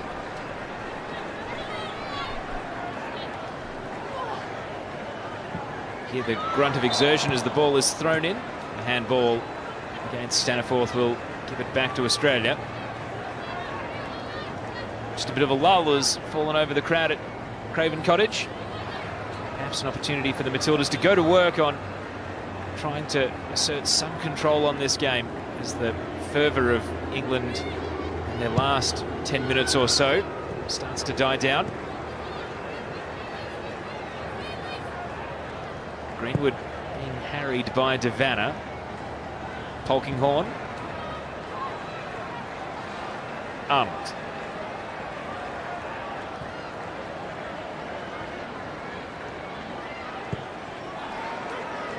Caitlin Ford.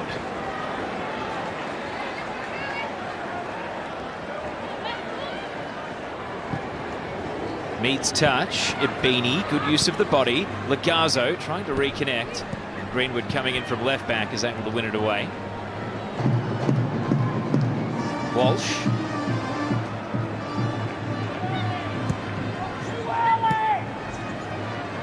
Nobbs. Lucy Bronze. Houghton. There's space for Walsh, and now Bronze again. England have all the answers to Australia, just chasing shadows at the moment. Eventually they find a player in space, Staniforth, who can put it into the path of Kirby.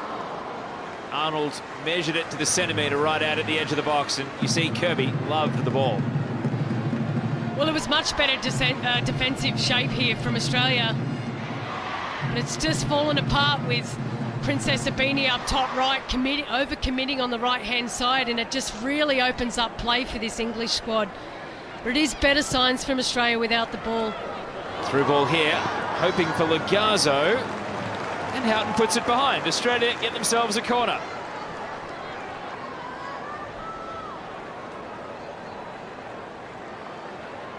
Now with the added height of Emily Gilnick, we will have some threats here under a set piece.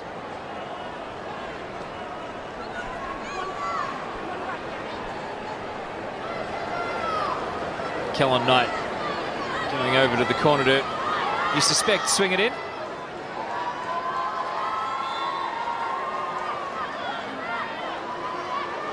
He's going to go on an uphill run here to swing the corner in. Kellon Knight attacking the near post. Catley's header initially, and then cleared away. England with plenty of numbers in the road. Dangerous enough from Australia. Starting to ask some questions of the English defence as we cross the hour mark.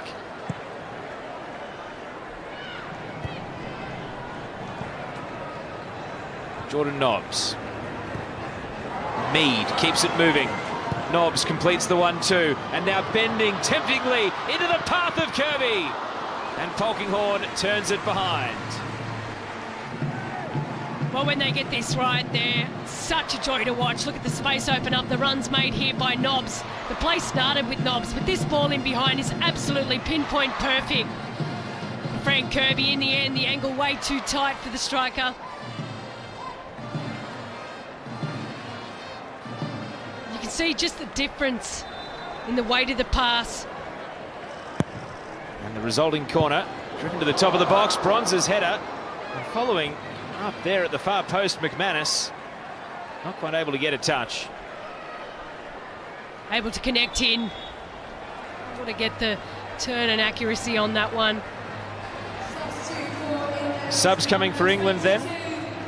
And Nikita Paris is just going to keep the pressure on. Had the assist for Fran Kirby in the Brazil game, and Beth Mead, who's been excellent tonight. Her game comes to an end after an hour. Paris of Manchester City. And also coming off will be Lucy Staniforth, very unlucky not to have a goal at the end of that first half. And coming on, the one American connection for England, Houston Dash's Rachel Daly, wearing the number 9. Well, this would be a wonderful test here for the Australian defensive line. The number 7 on the right-hand side here. Fresh legs in attack, perhaps the last thing the Matildas wanted to see, although there will be some relief because Beth Mead's a contender for player of the match so far.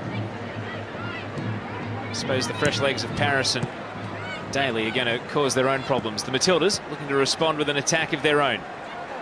Gilnick isolated up top. Paris, first involvement. Back to Houghton. Nobbs. Put Bronze under pressure. It's going to be an England free kick.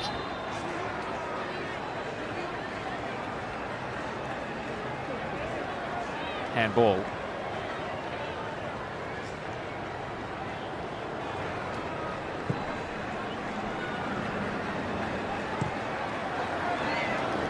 Greenwood. Sweeping ball from Alex Greenwood. Rachel Daly almost straight into it. Paris. Out to Bronze. An aerial attack from England again. And on the roof of the net. It's been a promising introduction from Rachel Daly, and absolutely no pretensions about what they're going to get her to do. And it all starts from out wide. Lucy Bronze making that attacking run from fullback. You can see they've just used their width so much better than Australia today in the end. Close call there for the Matildas. Rachel Daly getting on the end of that. Good early touches from her. Has just the one international goal, Daly. Would be determined to add to it. Coming off a very good NWSL season in the States. Fran Kirby. Pass was behind Nobbs, and then that one played in desperation out in front of Paris. Something that England should definitely get credit for today is the ability in which, I guess, the intensity and speed in which they move the ball. It is so important to be able to find that extra play and create that overlap, and they do it time and time again. And it's all off the back of their, not only their accuracy, but the speed in which they move the ball. The movement off the ball, the players, everything is just in sync at the moment. Paris. Daly coughed up. Tamika Butt now for Australia. Just no room to breathe. Back to Polkinghorne. Daly pressing. And even though it's Australia's throw, England will be encouraged.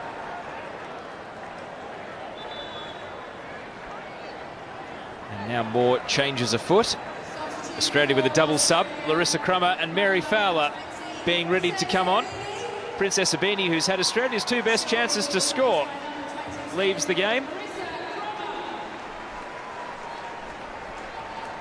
Today will form a huge part of Princess Abini's learnings.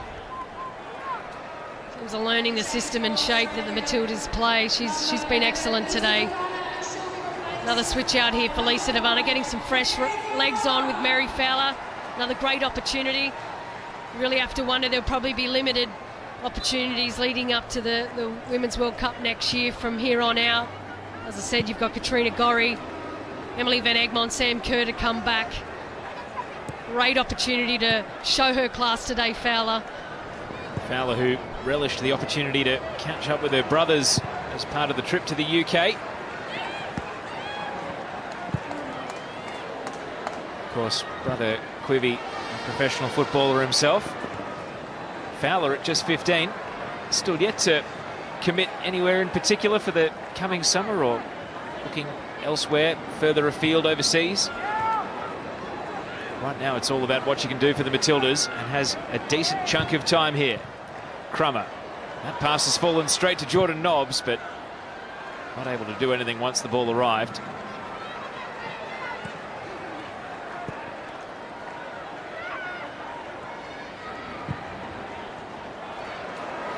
Sweeping ball out to the left side. Greenwood spending a lot of time in the attacking half now. Daly at the near post. That would have been spectacular. Well, you can see Larissa Crummer track this, or track the player. Rachel Daly's making the run on the inside. You can see she held it, timed it up quite well. Gets a flick off touch. That would have been spectacular if it come off. But even with players behind the ball, they're still able to get that first touch, get a meaningful cross away. They have been so dangerous with that ball in behind the defence today. Rachel Daly very much living up to the number 9 shirt at the moment, with the style that England have produced since she's come on. Australia's turn to attack. Crummer's cross. Greenwood a little bit sore after copping it in the midriff, but all for the team's cause. Paris. Daly really invested in the game, even though she's only been on for a handful of minutes. And that cross, just a drifter. Arnold stopped it from arriving with Kirby. Well, Neville does have so many interesting selections to make for next year. Jodie Taylor still in the discussion, who we know one of the safest number 9s you'll ever see. just a true out-and-out goal scorer, so he's got some huge decisions to make. Jill Scott, as we talked about, still to come into this midfield. Pulled out due to injury. Fowler with a little tap of the ankles on Bronze. Advantage given. Duggan. Sweeping back to the right side. Paris. Nikita Paris. Tried to beat Arnold at the near post. And rightfully protesting perhaps that was a corner. Well, this assistant referee, sorry, it's a different one in the second half. Yeah, unbelievable that that's not a corner. But you could see the absolute class of Nikita Paris, lining up one of the best one-on-one defenders, or that the Matildas have. Athletic ability of Caitlin Ford, and still manages to get a cross away. Shallow pass, Mary Fowler able to get involved. Fowler shooting on sight. On with the job to do, and decent signs. Oh, I like that. The youngster taking confidence on the ball here. She's been able to pick up a straight pass. Sets herself up with the second touch and gets the shot away. And with a spectacular amount of pace too, just well off target. Got to build the confidence for the youngster. And now driven away. So Australia with a different look. As we tick towards the last 20 minutes of this match, still 1-0.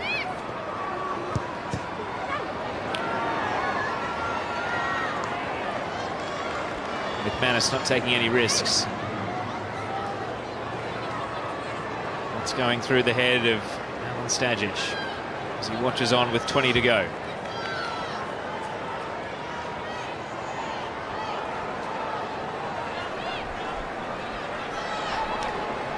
All a bit static here, waiting for Carpenter's throw. Crummer eventually breaks and McManus drives it back out to where it came from. Little pocket of Australian fans cheering on Carpenter, but England able to deal with it once again. And now Ford very aware of Paris challenging. Catley. Tamika Butt.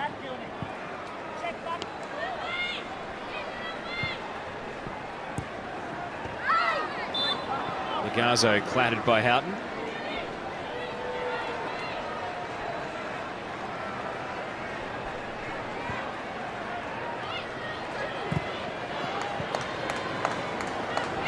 Kira Walsh not letting Legazo through on this occasion. The throw finds Fowler. Kellon Knight. Now Crummer. Perhaps caught in two minds about taking possession or laying it off. And where Australia have been indecisive, England have been so assured. Carpenter trying to move it quickly. Kellon Knight. Crummer. Daly fouls Ellie Carpenter. Well, a couple of really good early signs from Fowler. She's shown 3 or 4 times and kept the ball, and really been an option for Australia, opening up the space for the midfield to be played in.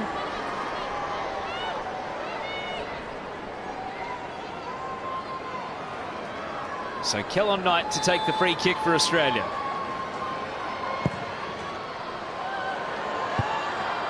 McManus rises to the header.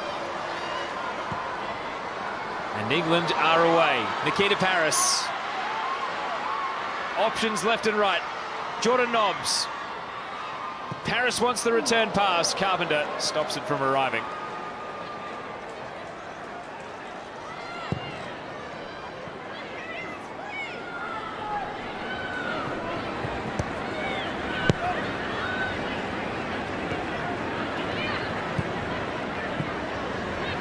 Kira Walsh. And now Greenwood.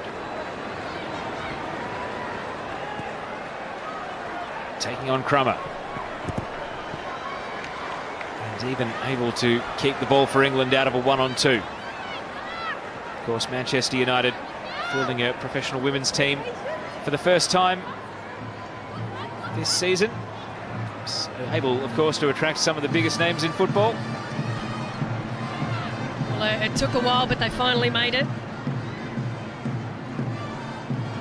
It certainly won't be a shock if more and more England internationals have Manchester United next to their name in seasons to come. Kirby in the pocket, lays it off. Nobbs, back to Kirby.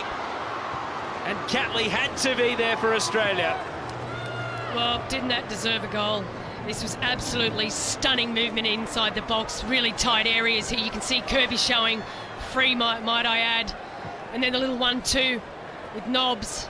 It was absolutely class play, combination play. Bronze. And at the far post, Duggan couldn't get a kind touch. Greenwood. He's going to take the game on, Alex Greenwood. And then too close to the keeper. But they were building that pressure again, like we got to see in the first half. Creating those chances. They are very, very exciting to watch. It's crossing not so great. That combination play earlier was absolutely spectacular to watch. Now Australia with a window of opportunity. Crummer against Duggan. Fowler made the run. Lagazo! And knocked away by Houghton. It is only a 1-goal deficit. Australia trying to swing this match back in their favour. Carpenter's cross. Bronze beats Gilnick in the air. Ford. Tamika Butt was there. Flag stayed down, but not to be. Greenwood drives it clear. Decent spell for Australia. Can they sustain it for more than a few seconds? Polkinghorne. And the air goes out of the balloon. Well, it's much better, and this was all off the back of Fowler again. I'm loving the movement, and it's not so much what she's doing with the ball. She's very, very well beyond her years, the maturity she's shown today. So we get to see the fantastic striker for England come off. Fran Kirby, she's been wonderful today. But again, we get to see the replay from the first half. This was a spectacular goal. We talked about at half-time the composure she shows there. And on comes the incredibly experienced Farrah Williams. Camp 169 today. Has scored in 3 World Cups and is straight into the action.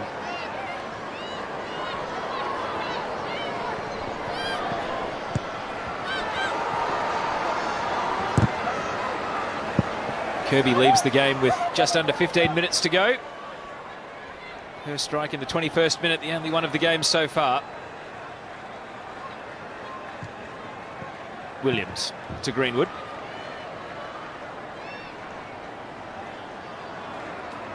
At 34 years old, still aiming to go to another World Cup. It would be the 4th of what's been a very decorated career.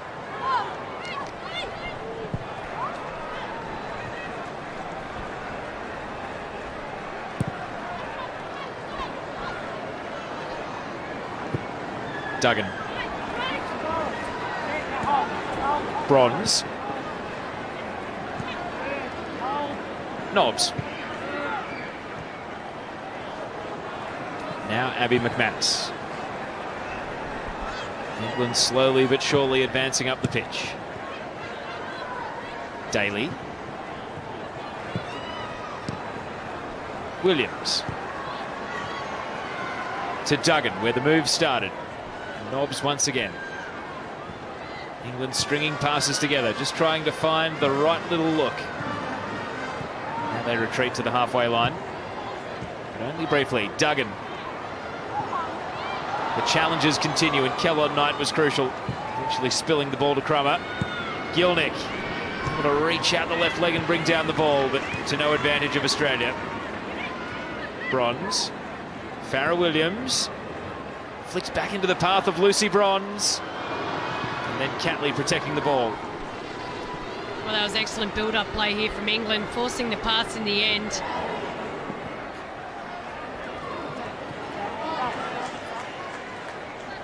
But I'd love just watch Mary Fowler. She's completely changed the point of attack for Australia, and at a time when we found it very difficult to be able to create that outlet, she has been one. You can see now she's running in behind the defence, trying to stretch Australia's point of attack and really create that opportunity for a midfielder. She is well beyond her years in terms of her football thinking. She's a true out-and-out footballer. On the way, just her touches, the vision and level of understanding of the game is well beyond her years. And look, she might be a very, very big dark horse for next year. But when you think about having a secondary number 9 to Sam Kerr, she is looking like the most likely outfit right now. Never mind that it would put to bed any debate about being cap-tied between Australia and the Republic of Ireland, which is the conversation going through a number of footballers in the Fowler family. Anyway, a free kick here for Australia. Crummer won it, now stands on the line of players trying to put it in. And in the end, Kellon Knight's delivery can't get past Kira Walsh. A second chance, though, for Kellon Knight. Advantage given, and then the pass is a letdown. Nobbs able to take it away for England. Farrah Williams drifting a diagonal ball over to Bronze, as has been the case all game. Daly, Nobbs. Paris with a cause to chase. Oh, she's been brought to ground. No, lost her footing, says the referee. Wow. It was an awkward bounce. Caitlin Ford looked like she might have been sucked in. Australia don't mind, they're off on the attack. But it is short-lived. England want a second here. They don't want to leave the door ajar for an Australia comeback. World ranking points just as important to them as they are to the Matildas ahead of the World Cup draw. Tamika Butts. Gilnick roaming the right side now, and that cross is into the stratosphere. Look at that from Nikita Paris, absolutely chewing out the referee. Well, this one wasn't as clear-cut as the first half for me. She possibly has touched the quad of Nikita Paris here, but also collecting a tiny bit of the ball as well. So that one not as clear-cut as the first half for me. I was a little bit concerned for a second there that the referee was going to try and make up for the first half, but not to be for England. And you're still going to scratch your head at thinking, how is this still 1-0?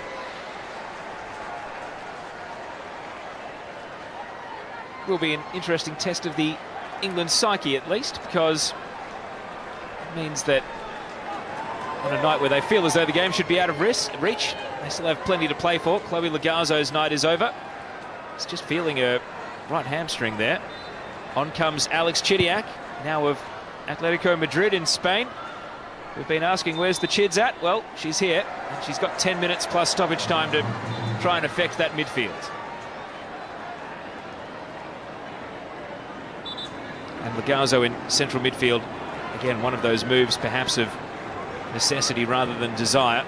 At least we now get to see Chidiac on in a natural position for her.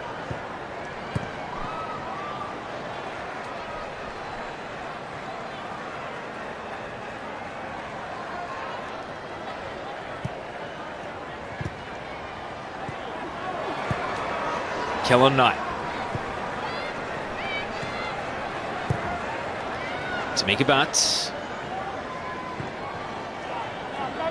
Ford getting up from left back.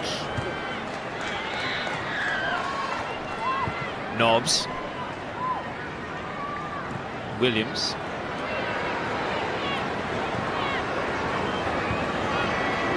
England happy to control the ball.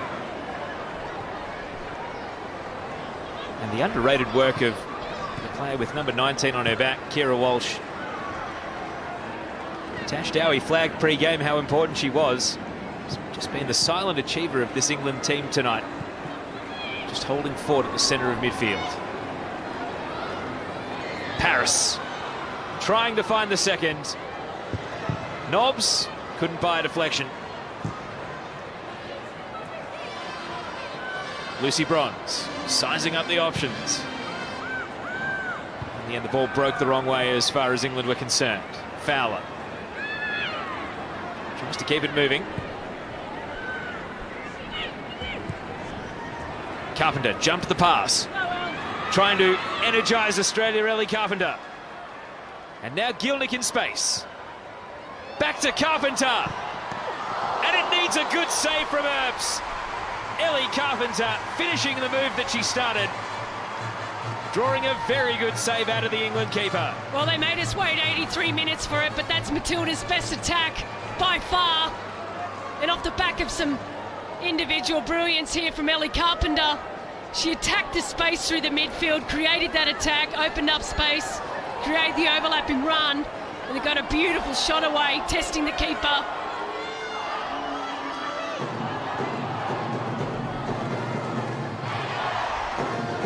Crowds found their voice as they realised the home team has to switch on in defence.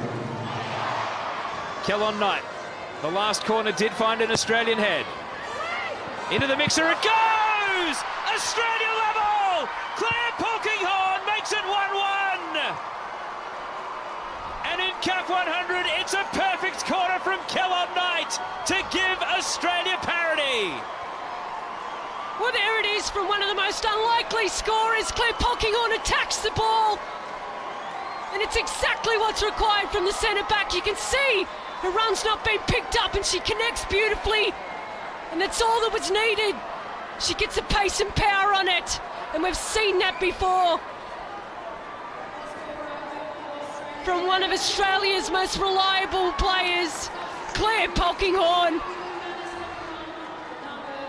A goal made in Queensland as Kellon Knight finds Polkinghorne. And goal number 9 for the Matildas is oh so important.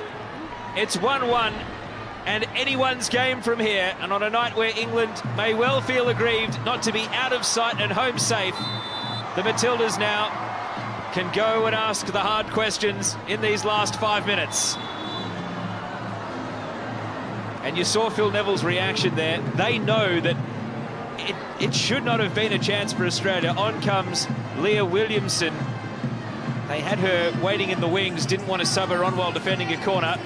Into the game, Williamson comes.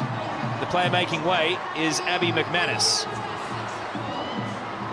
Let's not worry about England because Australia have got the momentum pumping at the moment. And then Crummer's pass is intercepted. Paris. Daly. Oh, it's deflected. Shouts for handball. And on a night where all the marginal calls have gone Australia's way, perhaps it's not a surprise that England are not going to the penalty spot. Nor should they. That was not a handball. Well, as you said, England are going to be feeling very, very, very hard done by. And yes, you've got the referee's calls, easy 2 goals not given to England in the first half, but you've got to admire this Matilda's outfit. They have defended so much more solid this second half. They've turned up. There's been a defensive discipline to their approach, and they've been able to build an attack off that. Well, and you've got players like Ellie Carpenter who can actually break lines of defence with their running play. And then the finishing ability, capability of Claire Polkinghorne, the pure desire to be able to attack that ball. You cannot deny that this Australian team has something very, very different. That absolute never say die attitude can never be taken away from this team. They've got to finish it off here. It's a good point. Never say die now needs to become killer instinct. Swinging the game the other way. Carpenter. Back to Arnold. Tamika Bartz, kind deflection off Farrah Williams, and now Carpenter, of course her run that won the corner kick. Kellon Knight through ball, Gielnik can't chase it down. 3 minutes plus stoppage to go. Williamson plays it back to Earps. And now Houghton.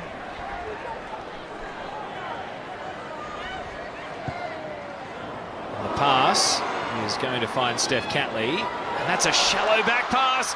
Daly's not quite in, and Polkinghorne so important at both ends. Australia not out of trouble yet, and it was composure to clear the lines. Hair-raising stuff from the Matildas. England couldn't capitalise and retake the lead. Well, Steph Catley again keeping things interesting. That back pass was absolutely horrible. And it's something that we haven't become accustomed to seeing from the usually reliable defender. England now, their turn to be shaky. Kira Walsh perhaps should have known better than to suggest she might falter under that pressure. And now turning defence into attack, but can't find Farrah Williams. Here again, getting in behind the play. She had enough time to be able to pass that back, and I think you do have to talk to, in a way, the only thing I can think of is the uncertainty between Steph Catley and Mackenzie Arnold. Got to wonder if that's Lydia Williams in goals. Mackenzie Arnold putting enough pressure. Ford, the clearance, read by Bronze. And tried to nutmeg Ford, wins a foul. Free kick in a dangerous position. And a yellow card to boot. You can see she steps into the pathway here of Lucy Bronze. Arm up, stops the run here.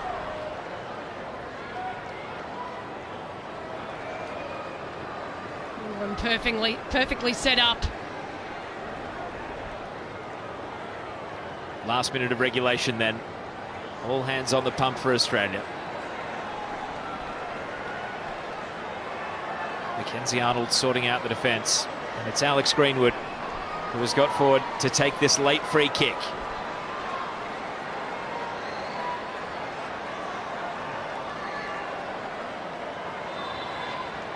England trying to win it at the death. And that free kick straight to Kellon Knight, having none of it.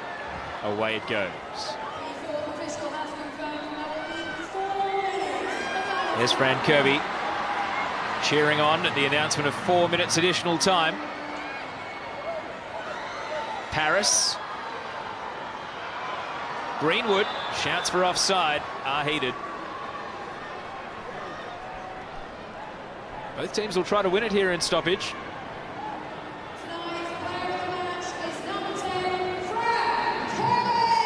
And this is interesting. Mackenzie Arnold has stayed down here.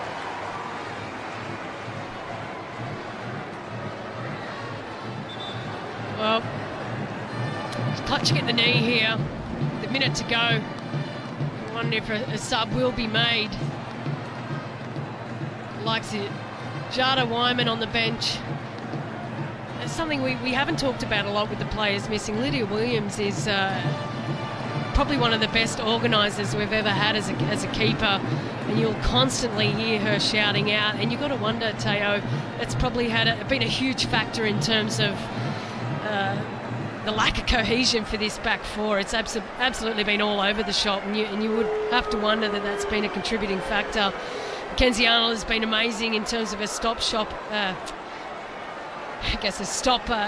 those point-blank saves, but you know, her organisation is probably not as good as Lydia Williams, and that's played a part today.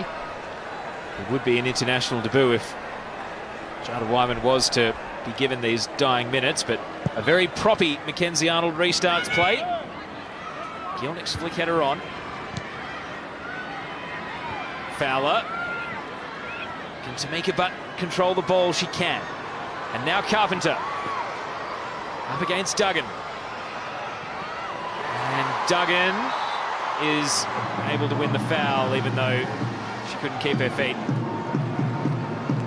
2 minutes of forced stoppage expired, but now it's anyone's guess after the time expired from the treatment for Mackenzie Arnold.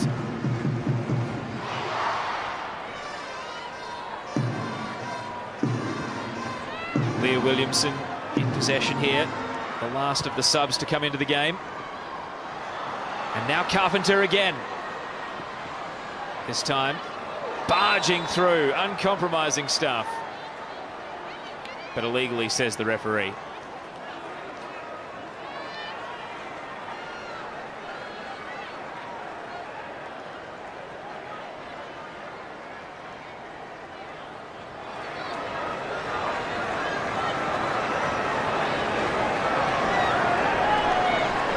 We wait here for Greenwood to get play back underway, and then gives it straight to Gielnik off the chest. Well done by Nobbs. And now Bronze, almost camped in the attacking half as England try to win it late. Daly missed the header.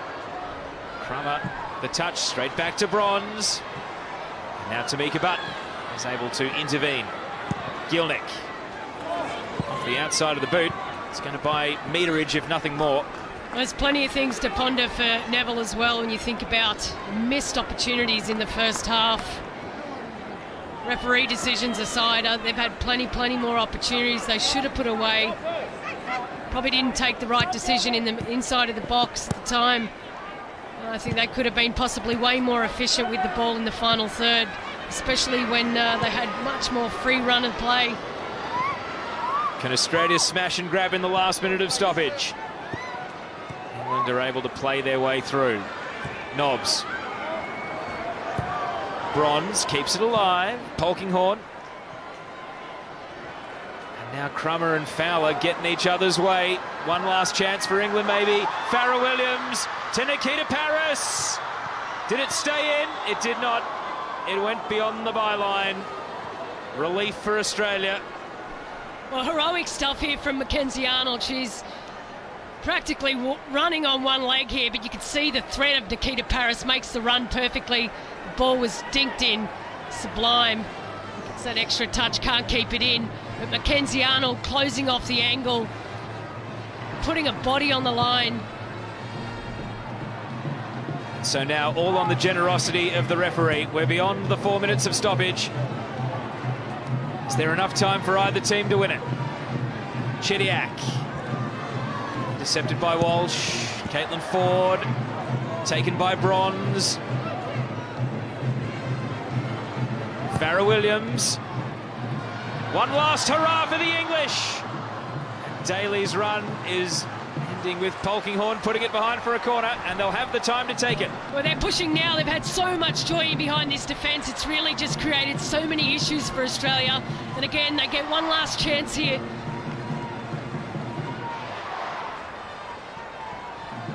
One last defensive stand for Australia for what would be a very hard-earned draw. Williamson in among the photographers.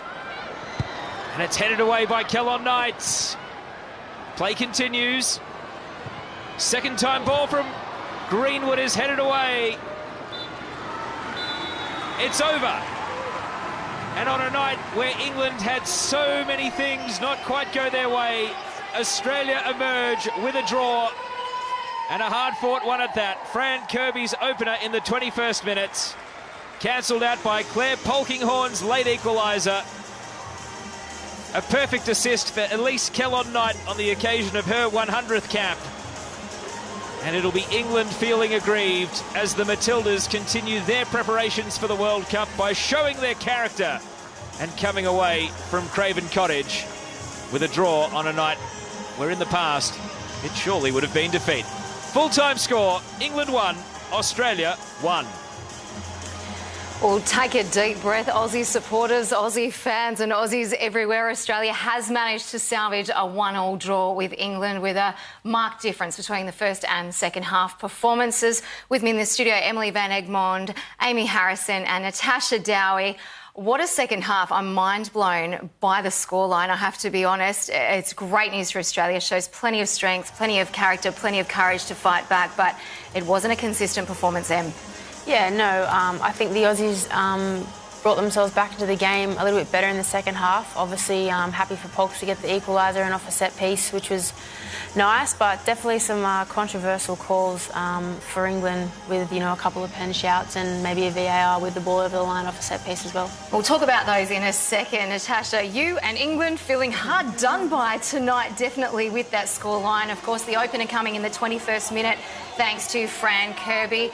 A beautiful goal off a mistake from Australia. Talk us through that and where it's gone wrong for England. Yeah, I think the big issue with England is they've dominated against Brazil and they've dominated again today, but they're just not clinical enough with regards to... I know they've had chances and they were hard done by, but in a World Cup you're going to get 1-2 chances and you need to punish them. And I just feel at times we overplayed a little bit, and the likes of Fran Kirby, who, you know, obviously this is where the goal came from, and she showed what a brilliant striker she is and how clinical she can be. But on the day, I feel that she could have maybe had 3 or 4 goals and looked to maybe pass it when she normally, for Chelsea, should just be shooting. You know, that kind of ruthless edge that a striker needs to have is, you know, you've got to finish the game for your team, and she did this very well here, and this is what we expect from Fan. But 4 or 5 times in the game, just looking to pass, looking to overplay, and I think in a way a little bit disrespectful to the Matildas sometimes. I feel like they just maybe were a little bit too comfortable, and I was saying to the girls second half, this game isn't over. You're going to get a chance. You're a good enough team, and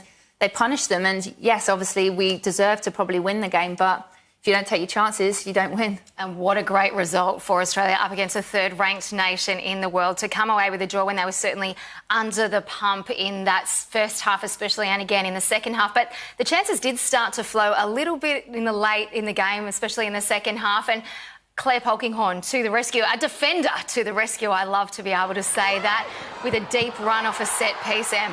Yeah, look, her starting position was a little bit deeper, and, you know, she timed it beautifully to get on the end of KK's cross, and, you know, Polks is known for that every now and again, and it was just great for the Aussies to get one back. But you look at the England defending here. For me, Polkinghorne's one of your threats in the air. They're zonally defending, I get that, and they've got to attack their zone better, but she's got a free run, no one's blocking her, and it's just far too easy. It's a testament to her character, though, isn't it, Amy? Oh, 100%. And not only that, I think it was about 2 minutes later, down at the other end, she saved one where they could have easily scored. She intercepted it and took it out. So she's scoring goals and saving them at both ends. How do we wrap up this tournament, or these 2 games, this tour for Australia? Lots of changes, big players missing, players playing out of position, dealing with injuries. There's been a lot to handle. Yeah, I think they've been 2 really good matches for us. You know, it's hard for us to get games against, you know, 2 world-class teams in France and England, and I think it was a great challenge and a great experience for those, for the young girls who stepped in today, and, you know, hopefully it's just the momentum we need in towards France next year. Absolutely, and that's what we're all looking forward to. Girls, thank you so much for your time this morning. I hope you enjoyed the game as much as we did. And under strength, Australia wrapping up its European tour with a draw against the third-ranked nation in the world, England. A good test and a good indication of where we're at ahead of next year. Thanks for joining us. We look forward to seeing you next time. Bye for now.